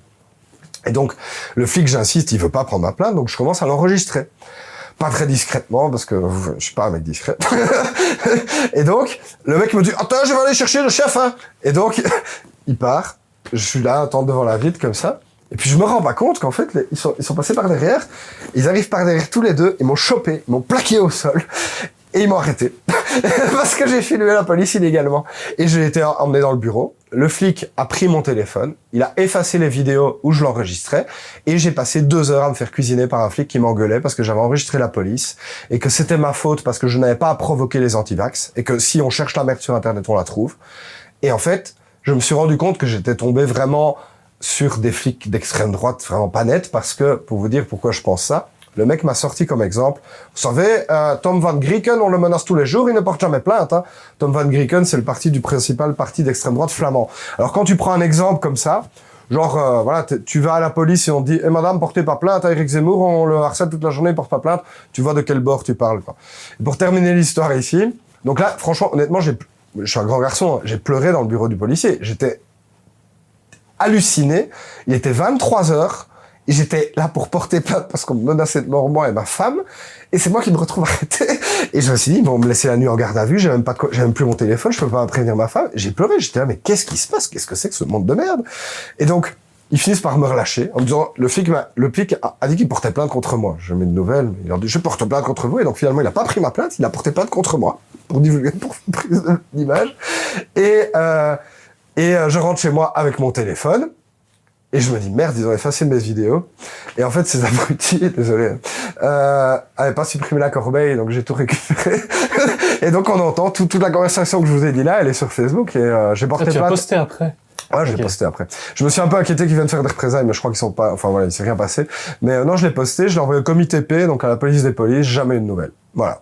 Mais c'est vrai que je me suis senti, encore aujourd'hui, quand je pense à ça, je me dis, mais, autant moi, je suis un grand garçon et tout, et j'ai insisté, mais faut pas imaginer, comme il y a, vous savez, des femmes qui vont porter plainte pour des agressions ou autres, qu'ils ont tellement mal reçues. Et je termine juste là-dessus, c'est vraiment pas le cas de tous les flics, je suis très mal tombé, parce que quand j'en ai parlé sur Facebook, j'ai reçu genre 30 flics différents qui m'ont écrit en me disant viens chez nous, tu viens là. Et je suis allé chez d'autres après finalement. Finalement, je crois qu'il s'est jamais rien passé pour les menaces de ce mec, mais je suis allé chez un autre policier qui m'a bien reçu et j'ai reçu 30 messages qui m'ont dit porte plainte au comité P, c'est pas normal. Et effectivement, je le redis pour les gens qui l'ont dit, ce n'est pas normal. On n'a pas à vous refuser une plainte. Et voilà. Vous voyez que j'en rigole, mais moi je me dis toujours, quand tu parlais des menaces et tout, pour terminer là-dessus, sur le moment, c'est pas marrant. Parce que quand tu vis un truc comme ça, tu te dis pas, ouais. Merde, j'arrête tout, quoi. Ouais, non, parfois, j'ai déjà pensé, c'est déjà arrivé, mais souvent, à la fin, ou même parfois sur le moment, j'arrive à me dire, allez Vincent, ça ferait une bonne histoire à raconter un jour dans une librairie. Voilà. Mais non, c'est arrivé assez peu. Parfois, je me suis dit, ouais, fous-toi à la poubelle et tout, mais... si, en fait, finalement, Nord Presse, donc le côté faire des blagues, etc., j'ai arrêté parce qu'effectivement, les gens me reprochaient beaucoup de jouer sur les deux tableaux. Et ce qui était vrai, c'était que à partir de 2016, j'ai commencé à donner des formations dans les écoles, et puis même pour les entreprises, etc., sur le sujet de la désinformation des réseaux sociaux. On peut dire que ça, c'est ton métier, c'est ton travail au sens propre du terme. C'est un bon 50% de mon travail maintenant. Je fais d'autres trucs à côté en informatique ou autre, mais aujourd'hui, voilà, je vais dans les écoles, pour des entreprises, des ASBL, je crée des cours en ligne pour des trucs via des marchés publics, tout ça. Donc j'ai développé, même si je m'en suis jamais caché, j'ai pas de diplôme à la base, j'ai quand même développé une certaine expertise dans pas mal de trucs en rapport. Et c'est vrai que, sans me jeter de fleurs, un tout petit peu quand même. T'es un peu geek aussi. Je suis un peu geek. Et c'est ce qui manque beaucoup, je trouve, en termes d'éducation aux médias, qui est un peu ce que je faisais de base, mais qui je trouve aujourd'hui est beaucoup plus large. C'est qu'en fait, c'est beaucoup de gens qui viennent du journalisme, qui sont souvent des gens pas très geeks, en fait, qui sont plutôt des gens littéraires. Et en fait, je trouve que ce qui manque beaucoup dans l'analyse de l'information que j'essaye d'apporter, c'est ce côté geek, en fait, ce côté, les réseaux sociaux, en fait, c'est super cool. Je le maintiens, Internet comme les réseaux sociaux sont un outil absolument extraordinaire, parce que autant on peut s'enfermer dans des bulles de filtre, autant ça nous permet de nous connecter à des bulles très lointaines. On s'est connecté ensemble, on se serait certainement jamais parlé dans le monde réel de base. Donc ça nous a permis vraiment de nous connecter à des gens qui ont les mêmes intérêts que nous, de découvrir des passions. Enfin, c'est un outil formidable, mais c'est comme un couteau, quoi. Ça permet de couper du jambon ou de tuer des gens, quoi. Donc je pense que moi, ce qui m'intéresse beaucoup, c'est que j'ai l'impression que la société dans son ensemble, le politique, mais les gens aussi, ont des tentations un peu autoritaires avec ça, de dire il faut interdire ça, il faut bloquer, il faut censurer, il faut mieux contrôler. Alors qu'en fait, le problème qu'on a, c'est pas tant un problème de censure, parce que ça marche pas des masses en plus, c'est un problème d'éducation. C'est qu'en fait, contrairement à... Ça fait un peu expression de vieux con, mais aux routes traditionnelles, sur les routes de l'information, on n'a pas de permis, quoi. Et en fait, aujourd'hui, des gamins, on leur tape un smartphone dans les mains, on leur a jamais appris à chercher une info, à vérifier une info. Il y a des gamins qui savent pas ouvrir un onglet, il y a des gamins qui savent pas faire une recherche Google, et parfois, je vous jure qu'à 16 ans, le gamin, il sait pas l'endroit, il va taper l'adresse, ça marche parfois, hein, mais il va taper l'adresse internet, on lui dit tape www.lesoir.be, il va le taper dans la barre de recherche Google, et oui, Google va l'amener dessus, mais il sait pas ce que c'est. Ils savent pas ouvrir un fichier et enregistrer un fichier Word, quoi. Et c'est terrible, en fait. On a vraiment raté un pas là-dedans. C'est le côté éducation aux médias qui aurait dû être ce que moi j'appelle au sens large aujourd'hui et plein d'autres gens, citoyenneté numérique au sens très large. C'est savoir se servir des outils et aussi comprendre la société de l'information. Mais si on fait juste que ce qui est beaucoup, je trouve aujourd'hui encore le cas, dans tout ce qui est éducation aux médias, de dire tenez, on va ouvrir un journal et on va voir la différence entre... C'est très très vieillot et très dépassé. Certes, c'est bien d'ouvrir encore des journaux papier pour parler de l'histoire de ça, mais aujourd'hui, c'est pas tout à fait connecté avec les usages des jeunes. Et je pense que c'est ça qui est compliqué aussi, c'est que je pense qu'il faut pas tomber dans l'excès de se dire TikTok, c'est la référence maintenant et on va plus que s'informer comme ça. Mais à la fois, dans les faits, les gens s'informent beaucoup par là. Et donc, il n'y a pas le choix que de pouvoir mettre un pied dedans. Ne serait-ce que, par exemple, je ne sais pas si vous avez un compte TikTok. Vous avez un compte TikTok ? Un petit. Il faut le faire grandir. Il faut le frotter beaucoup et puis grandir. Qu'est-ce que je raconte ? Désolé, pouf. Oh là là. Voilà. Après, je m'auto-sabote et je sais plus Non, tu vas nous conseiller. Mais vous voyez là-dessus, pouvoir ramener, en fait, je pense que ça reste des très bons outils, mais par exemple, il y a un gars qui s'appelle Samuel Etienne, qui est le présentateur de Questions pour un champion, qui fait de la lecture de journaux papier, ces vieux trucs que je crois qu'il y a des jeunes qui n'en ont même jamais touché un. Hein. Et le mec sur Twitch fait ça. Et donc je pense qu'on peut... Il y a des TikTok littéraires, il y a plein, vous avez certainement déjà vu dans des magasins, le bouquin, le succès de TikTok. Donc, on vend du papier grâce à TikTok. On amène grâce à TikTok des gens à regarder des interviews de 2 heures. Donc, ça reste un média, ça reste un outil qui peut être intéressant. Et en tout cas, moi, ce que j'essaye de porter, c'est de me dire, faut pas diaboliser ça. C'est là, et ça a plein de côtés positifs aussi. Et ce qu'on a, je trouve, trop souvent dans le discours politique, médiatique des gens, des parents, c'est le côté « Oh, les réseaux sociaux, c'est pas bien hein !» Et avec ça, qu'est-ce que tu fais? Voilà. Voilà. Et justement, il y a eu aussi une transition dans le monde des médias. On peut dire que ça arrivait, enfin, c'est ma version très personnelle, mais un peu au moment du Covid aussi, ou après, c'est que des nouveaux acteurs sont apparus. Raconte est peut-être un exemple très modeste, mais il y a des gens comme Hugo Décrypte, qui a commencé à faire le travail de TF1 et France 2 et qui maintenant joue avec des audiences quasiment égales à ces 2 grandes maisons. C'est un revirement total, on n'aurait jamais imaginé ça possible il y a encore 10 ans dans le monde médiatique. Ouais, tout à fait. Ça fait partie, je pense, ce que tu dis là. La question me prend un peu de cours, tant que j'essaie de répondre en direct. Je pense que ce qui joue beaucoup, c'est le fait que les gens regardent moins la télé et donc il y a du temps de cerveau disponible à consacrer à ça et donc fatalement il y a des acteurs qui vont pouvoir proposer du contenu. Il y a aussi l'approche qu'ils ont. Hein, il y a l'approche. Un journal classique. Il y a tout à fait, il y a l'approche tout à fait. Mais je pense qu'il y a aussi, je prends d'abord le côté, il y a le côté aussi simplement algorithmique qu'on va aller vers ces contenus, etc. Mais il y a aussi la démocratisation de ça, c'est qu'en fait, comme vous ici, ça coûte quand même vachement moins cher qu'avant à produire ce genre de choses. En termes de matériel, en termes de technique. De matériel, de technique. Moi, je monte un petit peu de vidéos vite fait, très très mal, parce que je suis bordélique, pas du tout perfectionniste. Mais je veux dire, les outils d'il y a 10-15 ans, je les connais. C'est vachement plus compliqué qu'aujourd'hui. Et en fait, il y a tout un tas de choses. Bêtement, l'hébergement YouTube, YouTube c'est 2006. Hein. Il y a 10 ans, on pouvait pas mettre des vidéos d'aussi bonne qualité aussi longtemps. Donc il y a aussi ce côté qu'effectivement aujourd'hui, on a des YouTubeurs de 18 ans qui produisent des reportages qui sont de qualité TV, voire cinéma. Inoxtag qui est là sur un truc là, un YouTuber que les gamins regardent beaucoup. Le mec a sorti un documentaire où il grimpe l'Everest et il le diffuse au cinéma. Et puis sur TF1. C'était inimaginable il y a quelques années. Et je pense que ça part du fait que, là, vous êtes en train de me filmer avec des genres d'appareils photo. Avant, il aurait fallu des grosses caméras. Ça coûtait plus cher, c'était plus lourd. On a aujourd'hui la possibilité, il y a des gens qui font, même au sein des médias, qui bossent avec des smartphones maintenant. Il y a des films tournés avec des iPhones. Énormément. Les journaux TV sont tournés majoritairement avec des smartphones. Et donc c'est vrai que ça apporte aussi une démocratisation de ça. Et puis c'est vrai que sur ce que je pense était ta question à la base, les médias ont foiré un tournant. Ils ont foiré le tournant d'Internet avec les médias en ligne n'ont pas réussi à générer des abonnements et ont été un peu le cul entre deux chaises avec les modèles gratuits avec de la pub. Et ils sont mis trop tard parce que dans le monde anglo-saxon ils y sont mieux arrivés, en France aussi. Maintenant le problème c'est que c'est un petit marché la Belgique et donc il y a pas tant d'acteurs que ça, mais c'est quand même trop. Plus de langues, ça complique quelque chose. C'est ça. Et du coup, je pense qu'il y a eu un vrai manque de modernité là-dedans. Et quand on regarde un journal télévisé aujourd'hui par rapport à il y a 15 ans, ouais, il y a un peu plus d'infographie, de trucs, mais fondamentalement, ça n'a pas changé tant que ça. Alors qu'à côté, sur YouTube, il y a tellement de créativité, tellement de choses qui ont évolué.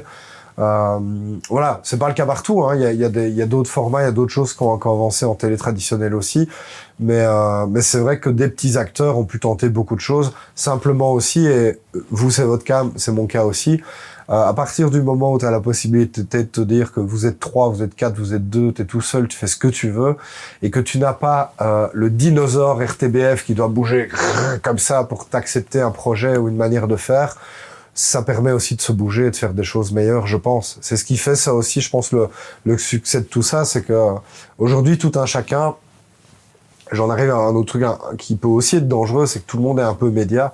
Aujourd'hui, je vois le matos que vous avez ici, vous avez quand même du chouette matos, ça demande plus non plus des giga fortunes, ça peut se faire avec une qualité vidéo. Moi, j'ai vu, là, je trouve que, je suis curieux de voir ce que ça va donner, parce que autant je trouve que ça fait, je trouve pas, de mon côté, comme ça donne encore rien pour moi, mais j'ai vu le reste de ce que vous avez fait, je trouve ça super, et je me dis, waouh, c'est impressionnant, comme j'ai juste 2 gars à poser avec 2 pieds de caméra, etc., et ça va donner un truc vachement stylé. T'es en train de dire qu'on n'est pas crédible, en fait. Non, si, justement, mais ça paraît pas grand chose, en fait, alors que par le passé, je pense qu'il aurait fallu... une équipe de 10 techniciens. C'est ça, ouais. Et du matos beaucoup plus gros, et aujourd'hui, la miniaturisation des batteries, en fait, tout est quand même plus facile, moins cher, plus petit, aujourd'hui qu'avant, et donc je pense que, voilà. Tout ça joue beaucoup.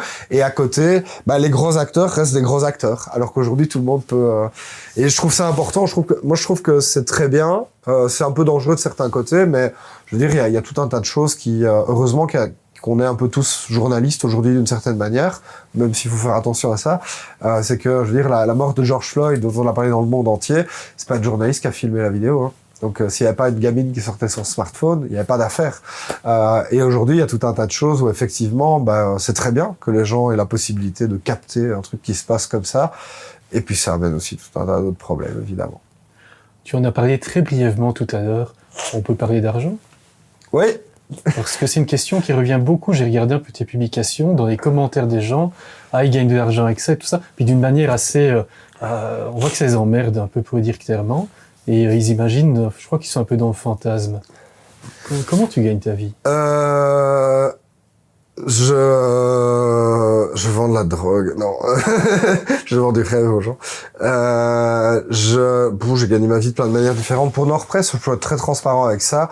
Un article comme le condamné à mort cannibale pédophile qui demande un enfant comme dernier repas et l'obtient, c'était mon best-seller à l'époque, qui a provoqué donc une pétition pour qu'il ne mange pas l'enfant, une mini-manif devant la prison au Texas, un communiqué officiel de l'État du Texas, comme quoi il ne donnait pas d'enfant à manger aux condamnés à mort, via... Mais quand tu vois ça, tu dois trouver par terre, c'est pas possible. Ah, c'était incroyable. Et cet article-là, quand vous tapez le nom du condamné à mort, si vous voulez le faire ici, ceux qui regardent, Doug Stephaner dans Google, vous allez trouver des centaines de sites qui en parlent. C'est devenu une genre de légende urbaine. Un jour, dans un café à Liège, j'ai entendu un mec à côté de moi qui en parlait, quoi. Donc vraiment, il y a un côté comme ça du truc... Créateur de légendes urbaines. Et parfois c'est terrible parce qu'un jour, les gens vont croire que je suis alcoolique, c'est pas le cas, mais j'avais un verre dans le nez il y a quelques années et je commence à raconter une histoire, un truc que j'ai vu sur internet. Et puis au milieu de mon histoire, je me rends compte que c'est un truc que j'ai écrit moi-même et qui est bidon. Et donc parfois c'est terrible parce que parfois il y a des trucs qu'on me raconte ou que j'entends et je me dis mais c'est pas un truc que j'ai écrit ça. Et parfois c'est le cas, parfois. Et sinon, donc en parlant d'argent à l'époque, ça rapporterait toujours à peu près la même chose. C'était 1 euro pour 1000 pages vues.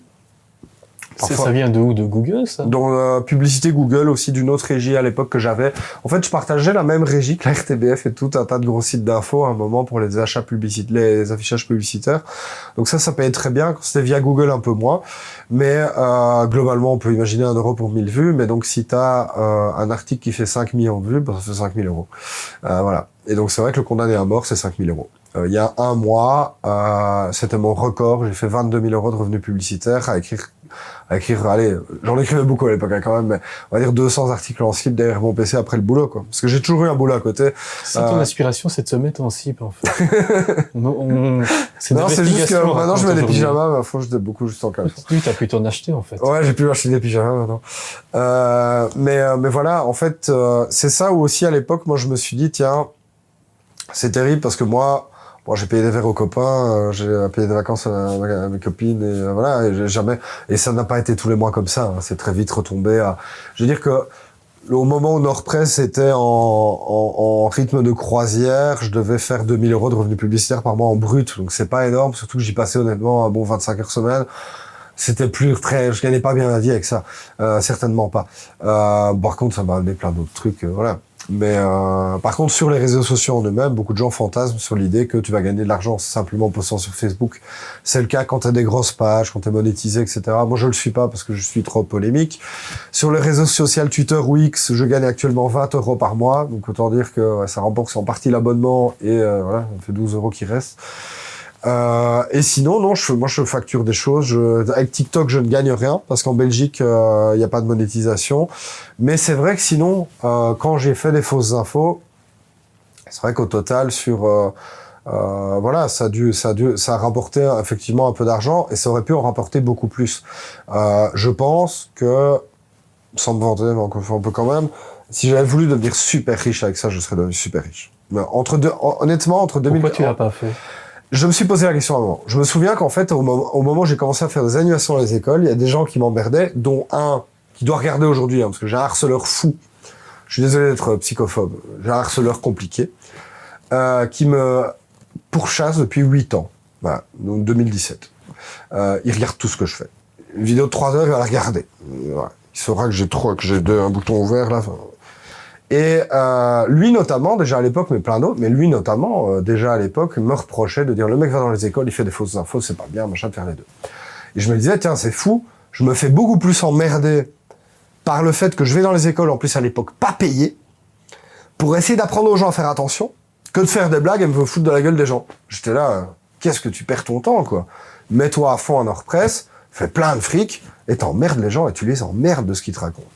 Et à la fois, je me disais, voilà, je me suis posé la question, je me dis, tiens, c'est quoi le mieux et tout. Et honnêtement, en toute honnêteté, j'essaie de l'être, à la même époque, on est en 2016, Facebook et Google ont striké sur demande de l'État américain, et a raison, hein, de bonne manière, beaucoup de désinformation, parce qu'ils se sont rendus compte qu'avec Trump, machin, tout ça.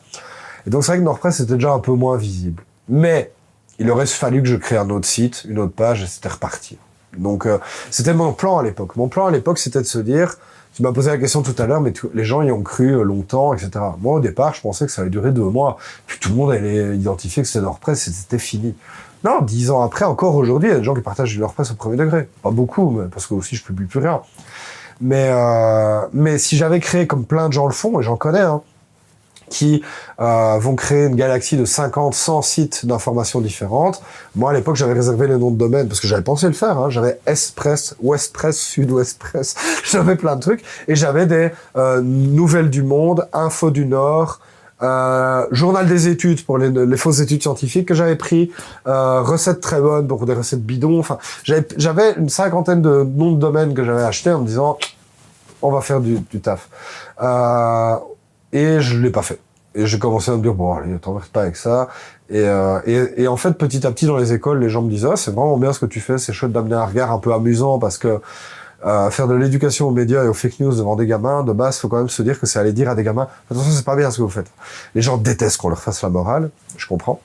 Et donc, c'est pas facile à amener. Mais quand vous arrivez comme moi en mode, moi j'ai fait des blagues, et voilà, enfin, ils comprennent que, à la fois, je sais que c'est marrant et qu'on peut se marrer et que je suis pas là pour leur dire que les réseaux sociaux c'est pas bien, mais à la fois que faut faire attention à certains trucs.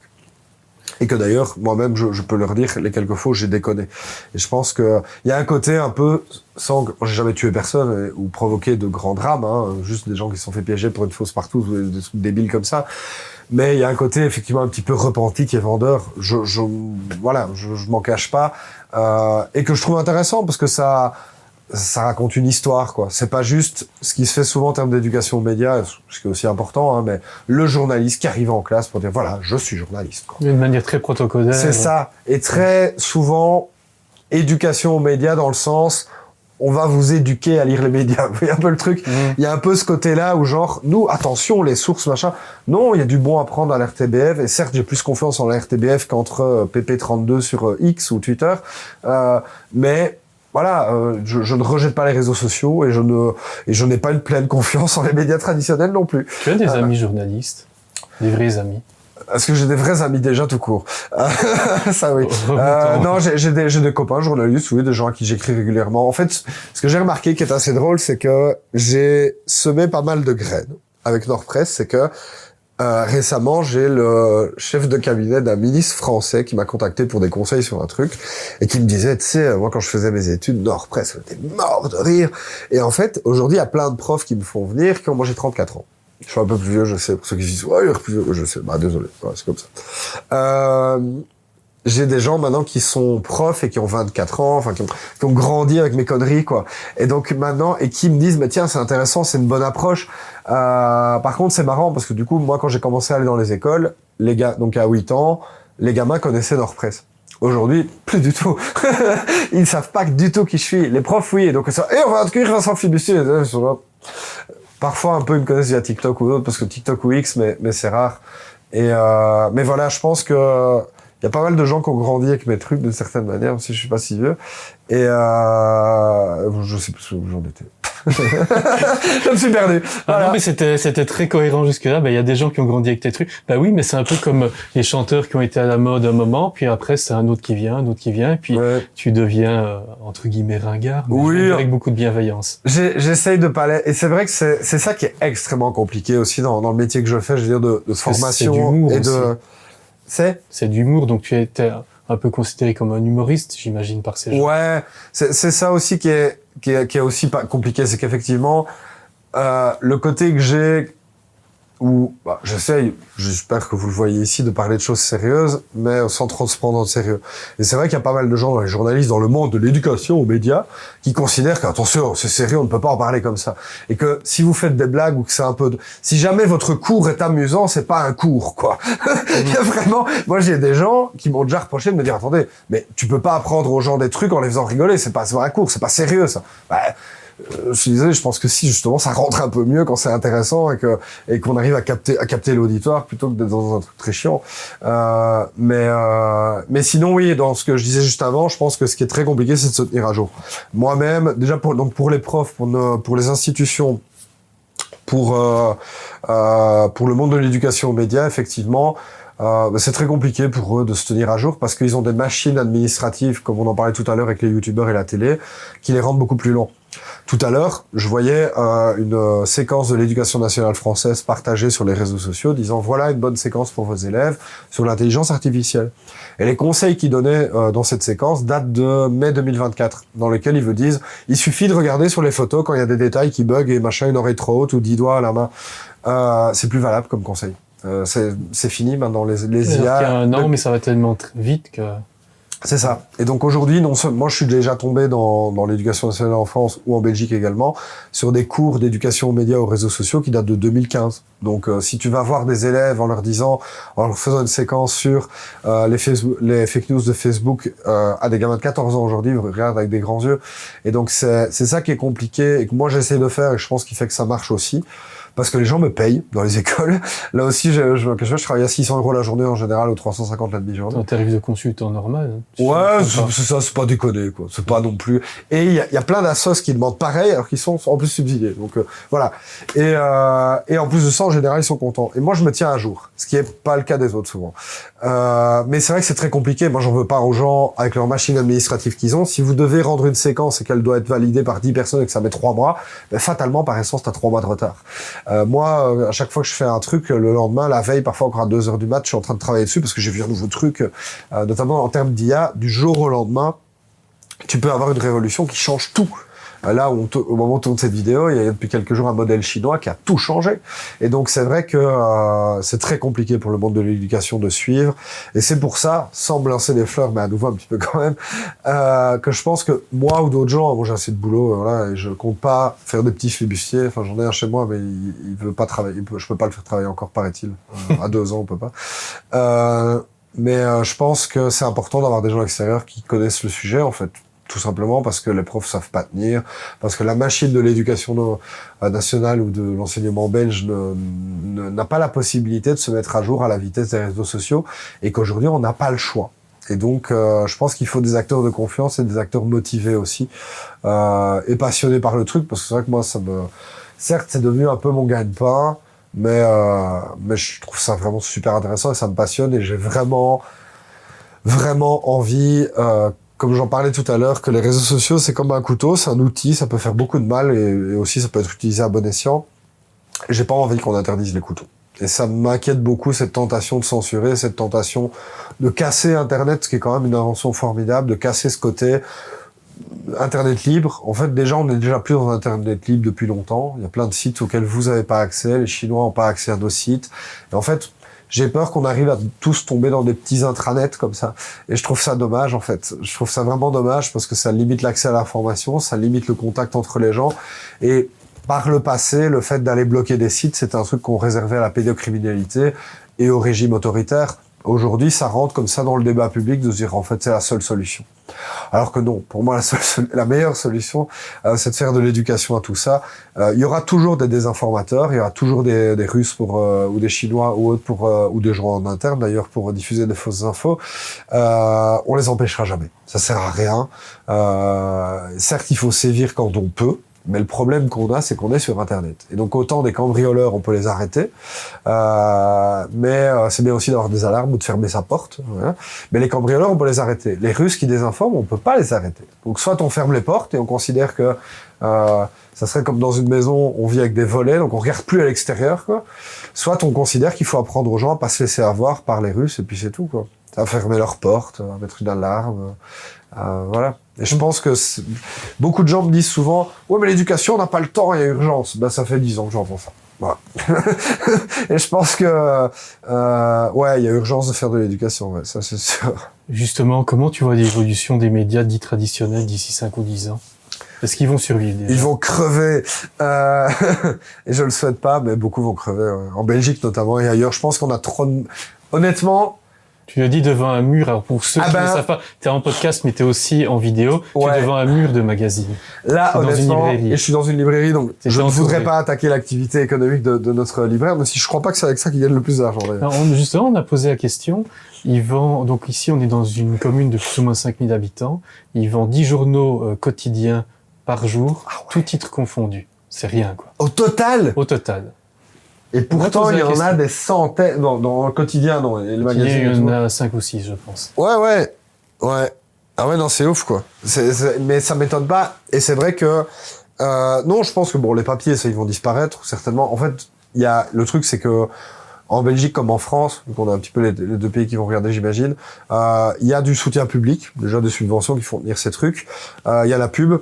Il y a encore un tout petit peu les abonnements. Et il y a surtout des grosses fortunes qui mettent de l'argent pour avoir un petit peu d'influence d'une certaine manière, même si c'est moins le cas en Belgique qu'en France. En Belgique, ils veulent quand même... Effectivement. En Belgique, c'est des grosses fortunes, mais le groupe Rossel, par exemple, il veut rentabiliser. Donc, alors qu'en France, c'est à perte, mais disons qu'il y a de l'influence derrière qui est utile. Ça fait partie de grands groupes industriels. C'est ça, qui en fait n'ont... Mais ils s'en cachent pas, hein. Un gars comme Mathieu Pigas, un des milliardaires qui possède dans Libération, tout ça, en bonne partie. Et je dis peut-être une bêtise, mais voilà. Je crois que le Monde aussi en partie. Et le Monde aussi en partie, ouais. Ou Xavier Niel, par exemple, le patron de Fric, quand il a repris des parts dans Libération et le Monde, il l'a dit, c'est pour exercer de l'influence. Il y en a qui s'en cachent pas de dire le pouvoir doit s'exercer. Et voilà. Et donc, ils s'en cachent pas vraiment. Mais je pense que la plupart, beaucoup vont disparaître. Je pense qu'aujourd'hui, c'est parce que dans tous les magazines ici, je sais bien qu'il y a des aides au lancement de magazines. Il y a des choses, tout ne se vend pas. Il y a tout un système économique dans lequel je rentre pas parce que c'est très complexe et je suis pas non plus hyper expert là-dedans, qui fait que ça tient aussi, parce qu'on force les libraires à prendre les trucs, parce qu'en fait, il y a aussi un côté écologique terrible, c'est qu'il y en a plein qu'on crame et qui sont jamais vendus, et qu'en fait, si les journaux là qu'on a ici, les quotidiens, n'avaient pas de subsides pour les distribuer gratuitement ou quasiment par la poste, n'avaient pas des subventions publiques, et n'avaient pas, enfin voilà, le journal devrait être vendu 5 € et pas... Je pense 2 €, un truc comme ça, peut-être un peu plus. C'est combien, Sud Presse? 3 €, dit! Oh mon Dieu! Oh là là! Vous voyez, moi je crois qu'il n'y a pas de gens qui payent pour ça. On en fait un si tu veux en C'est vraiment 3, je peux regarder ici, 3 €, dit. C'est fou ça. La DH c'est combien? Oh là là, dit. Attends, je prends la vie. Désolé, on m'a dit que je restais dans le cadre. Il n'y a même pas le prix là-dessus. Tu vois? Il n'y a même pas, ah si! 2,80 €. Non, mais voilà, pour moi, c'était encore 1,50 €, comme je suis un vieux. Mais non, en plus de ça, c'est vrai que sérieusement, dans les médias traditionnels, moi j'ai travaillé un petit peu à la RTBF en radio. Est-ce que tu connais, comme ça je te pose moi une question, l'âge moyen de l'auditeur sur la première? Alors la première pour les Français, on peut comparer ça à quoi? France Inter, ouais. Plus ou moins, pour donner. Je dirais qu'on est dans les 50. 67 ans, à l'époque. À l'époque, en moyenne. Quand non, et c'est vraiment... Non, mais c'était quand? 67 ans, il y a longtemps. C'était 67 ans en 2019. Donc ils sont morts.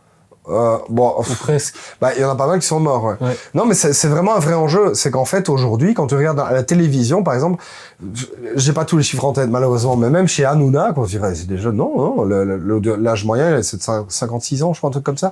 En fait, il y a un vieillissement de la population qui regarde, qui consomme les médias traditionnels.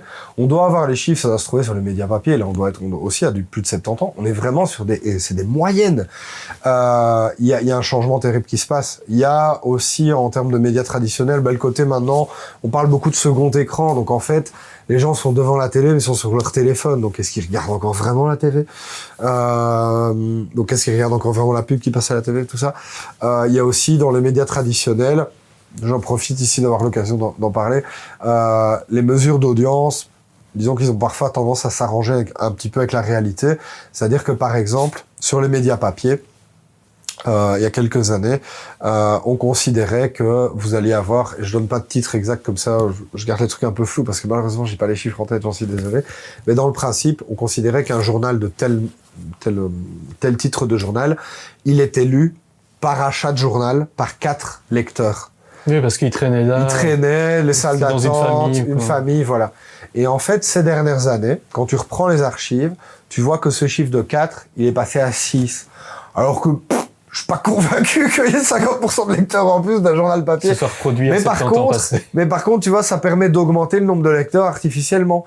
Donc ça permet pour les annonceurs et tout de dire, quand tu vois les annonces que les gens disent, et même sur les auditeurs, hein, sur la radio c'est pareil, hein, quand ils te disent, et il y a un ratio qui bizarrement a tendance à monter, ils te disent, nous avons X millions d'auditeurs.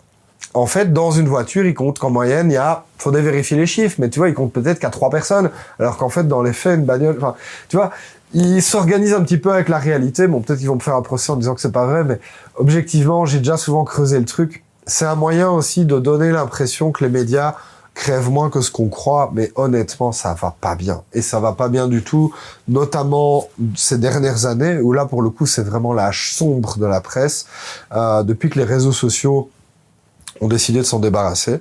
Avant même Musk, qui maintenant l'assume complètement, ou Zuckerberg, qui a aussi fait allégeance à Trump et l'assume complètement, on se débarrasse du fact-checking, etc. Ça fait pas mal d'années que les réseaux sociaux se sont débarrassés de la presse. Zuckerberg l'a dit lui-même que ça l'intéressait pas d'avoir des médias. Ils sont fous, en fait, maintenant. Il s'est servi des médias pour exister, puisqu'on a eu dans tous nos médias, suivez notre page Facebook, machin, etc. Donc, notre système médiatique global a poussé ces réseaux d'une certaine manière, retrouvé nos trucs sur Facebook, notre concours, notre machin, et aujourd'hui ils s'en débarrassent parce qu'en fait ils en ont plus besoin. Et en plus de ça, la RTBF, l'écho, c'est embêtant parce que ça fait quitter les gens de Facebook. Et donc la plupart des pages, si vous regardez, si vous faites l'exercice chez vous, vous allez sur la page d'un média que vous connaissez sur Facebook par exemple, et vous regardez le nombre de j'aime qu'il y a sur la page. Donc, vous allez avoir Le Soir par exemple, il doit être à 1 million. Encore une fois, désolé pour les chiffres, je le fais sans filet. Et vous allez voir que chaque publication du Soir, il y a 50 j'aime. Donc en fait, le taux de visibilité de chaque post, avant, il était à entre 5 et 10%. Donc vous avez entre 5 et 10% des gens qui voyaient un post du Soir. Aujourd'hui, à mon avis, ils sont entre 1,5% et 1%. Et donc, en fait, la visibilité des médias a été réduite à peau de chagrin. Et donc, ces médias, n'ayant pas réussi bien souvent à avoir une audience payante suffisante, je pense que leur avenir est assez sombre. C'est pour ça que on a de plus en plus de liens qui vont se faire au sein d'un même groupe. Donc par exemple, La Libre et l'ADH, qui font partie du même groupe, bizarrement, il y a les mêmes articles sur les deux trucs. Il y a une transversalité. Ils mutualisent les coûts et malheureusement, ce n'est pas l'ADH qui est devenu La Libre, on va dire. c'est plutôt l'inverse, quoi. Et est-ce que tu vois une sorte de renaissance sous une autre forme, comme on pourrait dire l'industrie de la musique qui a connu aussi de grandes crises au début des années 2000 avec le MP3 et qui maintenant a une renaissance sous une autre forme avec les plateformes de streaming ou d'autres produits? Moi, je pense que, à mon avis, c'est parce que c'est absolument pas rentable, parce que je dois pas être le premier à y penser. Je pense que la presse a foiré un truc. Ça existe, mais il y a très peu de médias qui y souscrivent, en essayant d'avoir un Netflix de la presse, un truc où tu peux payer. Spotify de la presse. C'est 5-10 balles par mois ou un petit peu plus, et t'as accès à tout. Il y a des trucs en France notamment, c'est pas très utilisé. Dans les TGV, tu as ça. Pardon? Dans les TGV français, tu as ça, tu as droit à avoir plusieurs magazines en ligne. Parce qu'ils payent effectivement, et en fait, le problème qu'il y a, c'est que, à ma connaissance, de ce que je sais, que ce soit en France comme en Belgique, il y a des trucs qui te permettent d'avoir accès, notamment à tous des magazines, des hebdos et tout, ça est un des abonnements. Mais sinon, la plupart de la presse qu'elle veut faire, c'est que un abonnement au Soir, ça doit être, je sais pas, 12-15 euros par mois, un truc comme ça. Ben, en fait, si jamais ils passaient par un truc comme Netflix ou Spotify, c'est le cas pour les artistes aussi, hein. Quand ils vendent un album, ils se font 3 euros. Une diffusion en radio, c'est, en termes de droits d'auteur, c'est élevé, hein. C'est 5-10 balles de droits d'auteur, voire plus. Alors qu'une écoute Spotify, ou 1 million d'écoutes Spotify, c'est 1 euro, quoi. Enfin, il faut vraiment en écouler énormément pour gagner un tout petit peu. Et en termes de presse, je crois que le problème, il est là, c'est que si on avait un conglomérat belge qui faisait un abonnement global, je pense qu'à mon avis, ils ont réfléchi qu'ils perdraient tous de l'argent. Et que ça serait encore pire. Peut-être qu'ils auraient tous 100 000 abonnés, ou 1 million d'abonnés, mais en fait qu'ils auraient des cacahuètes, quoi. Et donc je crois que le problème, c'est que le marché est trop petit. Et que du coup, on n'arrive pas à mutualiser le truc pour être assez grand, assez puissant. Et je crois que si en France ça marche pas, c'est parce qu'ils se font la guerre et que les gros groupes n'ont pas envie de bosser ensemble et d'aller. On va dire que il faut bien à un moment se partager l'argent, en fait. Qui a ramené les abonnés, et voilà. Et c'est ça qui est très compliqué, c'est que sur un truc comme Spotify, par exemple, bah, c'est eux qui décident. Et c'est d'ailleurs que c'est pas très clean qu'effectivement, il y a des artistes qui, pour 1 million de vues, ont beaucoup plus d'argent que d'autres, en fait. Et c'est souvent les gros qui sont privilégiés par rapport aux petits, alors qu'en plus, c'est les gros qui gagnent déjà le plus d'argent. C'est pareil en droit d'auteur radio. C'est scandaleux, mais moi, j'avais fouillé ça un petit peu à l'époque. Un Stromae, alors que il a beaucoup plus. Bon, maintenant il est moins à la mode, mais moi je bossais à la radio au moment où on l'écoutait, on l'entendait tout le temps, 150 fois par jour. Et à mon avis, on est dans un ordre comme ça. Stromae, à l'écoute, était beaucoup mieux rémunéré qu'un artiste qui, lui, va passer qu'une fois par jour, alors que Stromae, il passe déjà 500 fois par jour pour être moins payé. Non, c'est l'inverse, en fait. Il a plus d'argent parce que Stromae n'a pas envie qu'il aille ailleurs, quoi. Alors que l'autre artiste, bon, on s'en fout, en fait. Donc ouais. Est-ce que ton avenir à toi est quand même un peu meilleur? Tu vois comment? Un jour, je vais mourir, malheureusement. Ça oui, va arriver. Tout le monde. Donc, j'espère pas tout de suite. Enfin, mais en fait, en vrai, j'espère être immortel, mais bon, je crois que c'est mal barré. Non, en vrai, pour vous dire un truc très personnel comme ça, moi je suis le genre de mec qui est un peu transhumaniste. Si on mettait mon cerveau dans mon bocal pour pouvoir voir l'humanité dans 10 000 ans, j'adorerais ça. Si je pouvais uploader ma conscience dans une IA pour rester vraiment moi, pas juste un robot qui répond à ma place, mais garder la conscience, qui est un truc très philosophiquement compliqué, j'adorerais ça. Pour voir l'avenir, pour voir la suite, quoi. Si demain il y a une offre qui te propose, tu le fais, tu souscris. Ah, mettre mon cerveau dans un bocal direct, quoi. Direct. Ah, moi, je donne tout ce que j'ai pour mettre mon cerveau dans un bocal et vivre 1000 ans. Hein. Direct. Vous verrez plus d'instant, vous aurez le cerveau dans le je paye direct. Non, peut-être pas, je rêverais quand même, serrer encore un peu mon fils dans les bras. Je sais pas. Mais avant ma mort, c'est certain que si on me dit à 60 ans, bam, le cerveau dans le bocal, je paye. La cryogénie, ça m'intéressait aussi, mais j'ai appris récemment, qu'en fait, quand on cryogénise les gens, donc on les refroidit très fort, en fait, les cellules éclatent toutes avec le gel. Donc en fait, le fait qu'on arriverait à les raviver un jour, c'est compliqué parce que vu que les cellules ont toutes pété, ça va être compliqué, quoi. C'est vraiment comme si on avait mixé, tu sais, au fouet. Donc, tu sais, de l'extérieur, c'est un corps gelé, mais en fait, à l'intérieur, tout. Donc, ouais. Sinon, moi, mon avenir, bah, je sais pas. Honnêtement, moi, je m'intéresse à plein de trucs. J'ai l'impression que t'as jamais fait de grands plans, mais que ça s'est toujours fait comme ça. Ouais. Et que t'as surfé sur la vague, un peu. J'ai eu de la chance et je pense que j'ai eu de la chance. Je pense que j'ai été fou, un peu audacieux. Après, j'ai pas non plus. Je ne suis pas Jean Galère qui a vendu pour des millions sa boîte à des Émiratis. J'ai jamais fait des fortunes non plus. J'ai toujours vécu. Tu sais, quand je suis arrivé ici, j'avais une tache sur mon pull, j'ai des vêtements troués, mes chaussettes elles sont trouées. Enfin, je m'intéresse pas beaucoup à mon et j'ai pas envie d'être riche. D'ailleurs, on voit de plus en plus d'influenceurs qui se font kidnapper et tout. Moi, j'ai jamais eu envie. J'aime pas trop l'argent. Comme tout le monde, c'est cool, et voilà. Mais ça m'a jamais, passionné. Donc effectivement, j'aime bien aller. Je m'ennuie très vite. Je passe d'un truc à l'autre, et peut-être que dans 5 ans, j'ouvrirai un restaurant. Voilà, c'est tout. J'ai un concept de resto, ça s'appelle on vous raconte des salades, j'ai fait du Nord-Presse, quoi. Et en fait, l'idée, c'est d'avoir toutes des salades, genre machin, sauf qu'en fait, c'est justement pas des salades, quoi. C'est un resto de burger bien gras, mais vous avez la salade légère, et c'est un truc avec triple bacon et tout. Et donc, ce serait un resto de salade qui vend pas de salade, quoi. Parce que ça s'appelle on vous raconte des salades. Toujours dans la dérision. Voilà. Mais non, sinon, je sais pas, on verra bien. Moi, pour le moment, je vais où on me paye. Voilà. C'est contradictoire avec ce que tu viens de dire. Voilà. S'il fallait mettre une BO sur ta vie, une bande originale, ça serait quoi?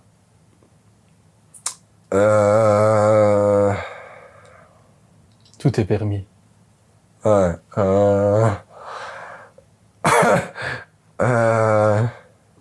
Mais je vais dire le premier truc qui m'est passé par la tête. Je ne sais pas pourquoi c'est ce qui m'est passé par la tête. C'est la chanson Cool Coucou Stachtech de Michael Youn quand il faisait les Bratislava Boys. C'est un truc qui faisait Cool Coucou Stachtech. C'était un faux groupe parodique avec 3 marins comme ça qui chantaient soi-disant en slave. Et j'avais le single. Bratislava Boys. Ouais, c'est Bratislava Boys. J'étais des références. Mais oui, et quand j'étais gamin, j'avais le single sur CD et tout, hein. Et je vais avoir 8-9 ans, je sais plus, un truc comme ça. Et je croyais que c'était un vrai groupe, je trouvais ça trop cool. Et après, j'ai compris que c'était pas un vrai groupe. Et non, je sais pas pourquoi ça c'est le premier truc qui m'est venu par l'esprit. C'était déjà une parodie. C'était une parodie, c'était un peu con, ça n'avait aucun sens. Et pourtant, ça a marché. Maintenant. Et personnellement, j'ai toujours pris Michael Youn, parce que j'ai quand même fait beaucoup de merde et des trucs comme ça pour un crétin. J'ai revu récemment, je l'avais vu à l'époque très vite fait, Fatal, sur Fatal Bazooka, tout ça, il y a une suite qui arrive. Ben, c'est moins con que ça m'avait semblé la première fois. Sur la critique du monde des stars, des influenceurs, de tout ça. Je vous invite à revoir Fatal. Idiocratie aussi, ça c'est très flippant parce que le monde... c'est même plus drôle. Idiocratie n'est plus drôle. On se dit... C'est un documentaire. Ouais, c'est ça. Mais Fatal aussi était très en avance. Fatal a inventé plein de trucs, enfin, avait compris plein de choses qui sont arrivées après. Alors que Fatal était avant, en fait, tout ça. C'est très flippant, en fait. Et donc, pour le coup, quand on regarde ça avec du recul, c'est moins con que ce que ça en avait l'air, je trouve, de base. Voilà. Et la dernière question, qui est la même pour tout le monde, qui voudrais-tu dire, voir, entendre dans Raconte, à ta place? Pour cet exercice. Alors, pour ceux qui sont juste en audio, ils viennent se tourner vers les magazines. Ah ouais. Il y en a certains, il y a des choix. Il y a François, derrière moi, il y avait Benoît Poelvoort, François Bayrou et Adolf Hitler. Alors, à mon avis, lequel est plus... Il y a aussi Brigitte Macron, Cyril Hanouna, Brigitte Macron, calendrier du jardinier, Jeux magazine. T'as le choix, hein. Je vois Michel Simès, il y a aussi une paire de seins d'un calendrier, là. Ça, c'est au patron, ça. Ouais. C'est personnel. Il y a aussi Moto Légende, je sais pas, choisis, hein. Non, mais il n'est pas obligé d'être dans un magazine, hein, Ouais, bien sûr. Qu'est-ce qui serait bien de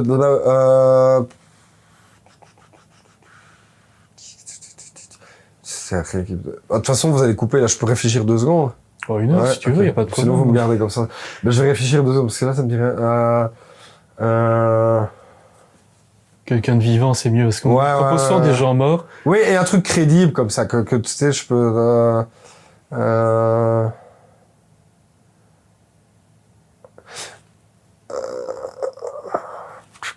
Attends, je vais trouver un truc intéressant à dire. Je réfléchis.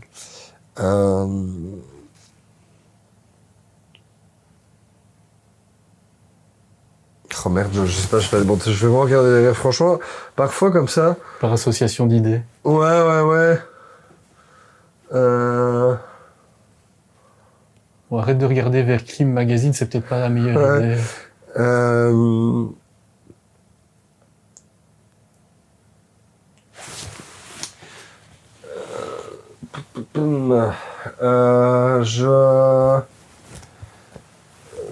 Je vais dire Raphaël Mesrahi, voilà, comme ça. Voilà. Parce qu'il a fait des interviews. Est-ce que tu vois une filiation? et que je sais pas, ouais, il y a un truc de... En fait, Raphaël Mesrahi, je trouve qu'il a... J'admire beaucoup cette capacité à vraiment faire des trucs dans l'absurde complet tout le temps. En étant... Il a un concept qui s'appelle la nuit de la déprime, où il fait venir des chanteurs qui chacun chante sa chanson la plus triste. Je trouve ça super cool. À un moment, il était venu nous voir en radio à la RTBF quand je travaillais là-bas en nous expliquant très sérieusement, et je n'ai jamais su si c'était vrai ou pas, qu'il avait un concept d'émission qui s'appelait Jeanne Masse est à ma droite. Et donc en gros, il aurait pris la chanteuse Jeanne Masse, qui chante Le Rouge et le Noir, je crois, tout ça, et c'était juste le concept, toute première fois, c'est ça, pardon. Le Rouge et le Noir aussi. Aussi, ah bah voilà. Je crois. Et en fait, le concept, c'était Raphaël Mesrahi fait des trucs, des interviews normales, et il y a Jeanne Masse qui est là comme ça à côté.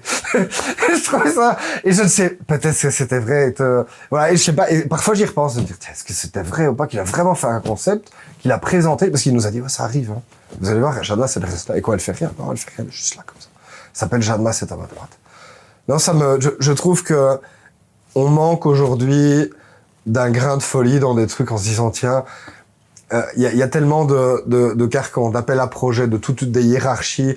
Je suis très content qu'Internet existe pour ça, d'avoir des gamins qui sur TikTok parfois, même si c'est pas l'endroit où je suis de base, je me dis waouh, il y a une créativité, le mec il a une idée, c'est con mais c'est drôle, c'est malin. Et j'ai pas été surpris depuis très longtemps par des médias traditionnels ou même par du cinéma ou même par des émissions télé. C'est rare que je me dise ah ouais là c'est vachement bien ou ah ouais là pour vous brosser un peu dans le sens du poil, tiens ils ont pris le temps de voir un gars, quelqu'un qu'on entend vite fait dans agiter 2 secondes, on sait vaguement qui c'est mais qu'on a pris le temps avec. Et ouais, c'est pour ça que personnellement, même si je pense qu'ils sont importants, il en restera, les meilleurs resteront, je l'espère. Beaucoup de médias vont disparaître, c'est pas très grave, le monde va changer. À une époque, des quotidiens papier, il y en avait des centaines, en France, en tout cas, plutôt des dizaines ici.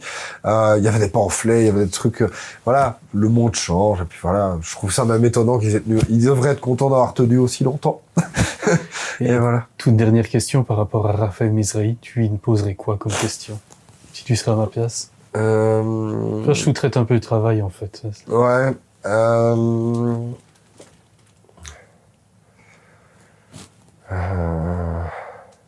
Raconte la forme avec le fond.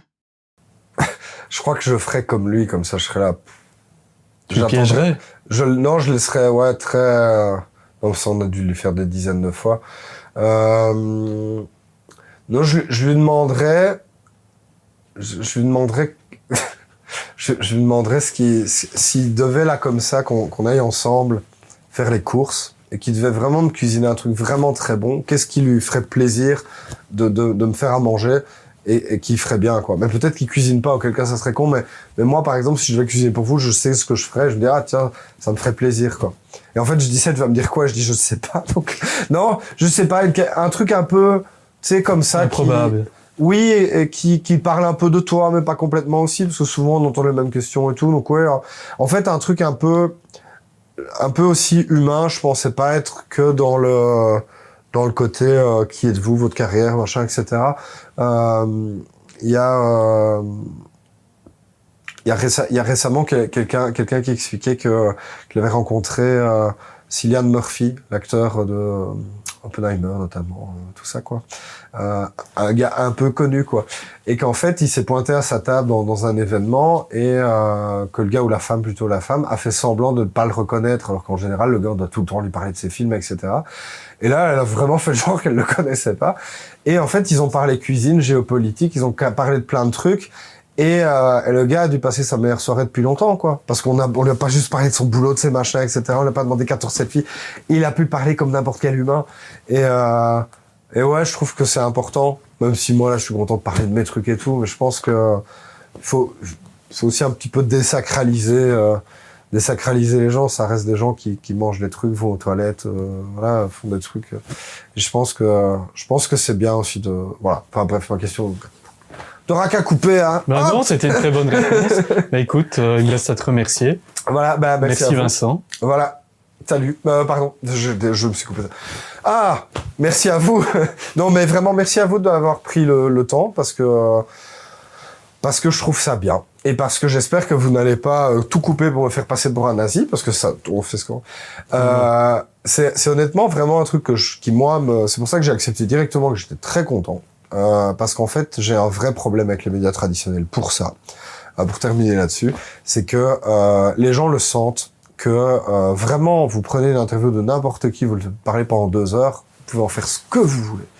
Et je trouve que c'est important de pouvoir laisser des temps longs, de temps de développer des idées. Alors que souvent, moi, je réponds à des journalistes sur des sujets, je leur parle 10 minutes au téléphone. Parfois, ils enregistrent 10 minutes. Il reste une phrase dans le truc, et souvent c'est même pas une phrase importante au truc que je voulais dire, quoi. Et je trouve ça, voilà. Donc merci à Raconte et merci à tous les gens qui essayent d'aller à contre-courant du tsunami actuel d'informations de 6 secondes sur TikTok. Je pense que c'est important, et si je peux juste terminer là-dessus, je pense que comme on le parle pour la viande, pour plein d'autres choses, faut consommer moins d'infos, mais mieux d'infos. Je pense qu'il faut vraiment tous qu'on arrive à se déconnecter de ces petits moments de cerveau disponibles, à se remettre sur des temps longs. Ça rend plus intelligent. Enfin, j'espère, je pense. Parfaite conclusion. Merci Vincent. Avec plaisir. Raconte, s'écoute, se lit et se regarde. Merci pour votre écoute. Retrouvez nos photographies et écrits sur raconte.media ainsi que sur nos réseaux sociaux. Raconte est une création originale d'Anthony Dehaye et Michel Bourgeois, du studio DB Création, spécialisé en design de marque et photographie. Vous avez apprécié cette rencontre ? Partagez-la sur vos réseaux sociaux et laissez-nous une note sur votre plateforme préférée. Cela contribue réellement à la visibilité de Raconte. Une suggestion d'invité ? Écrivez-nous.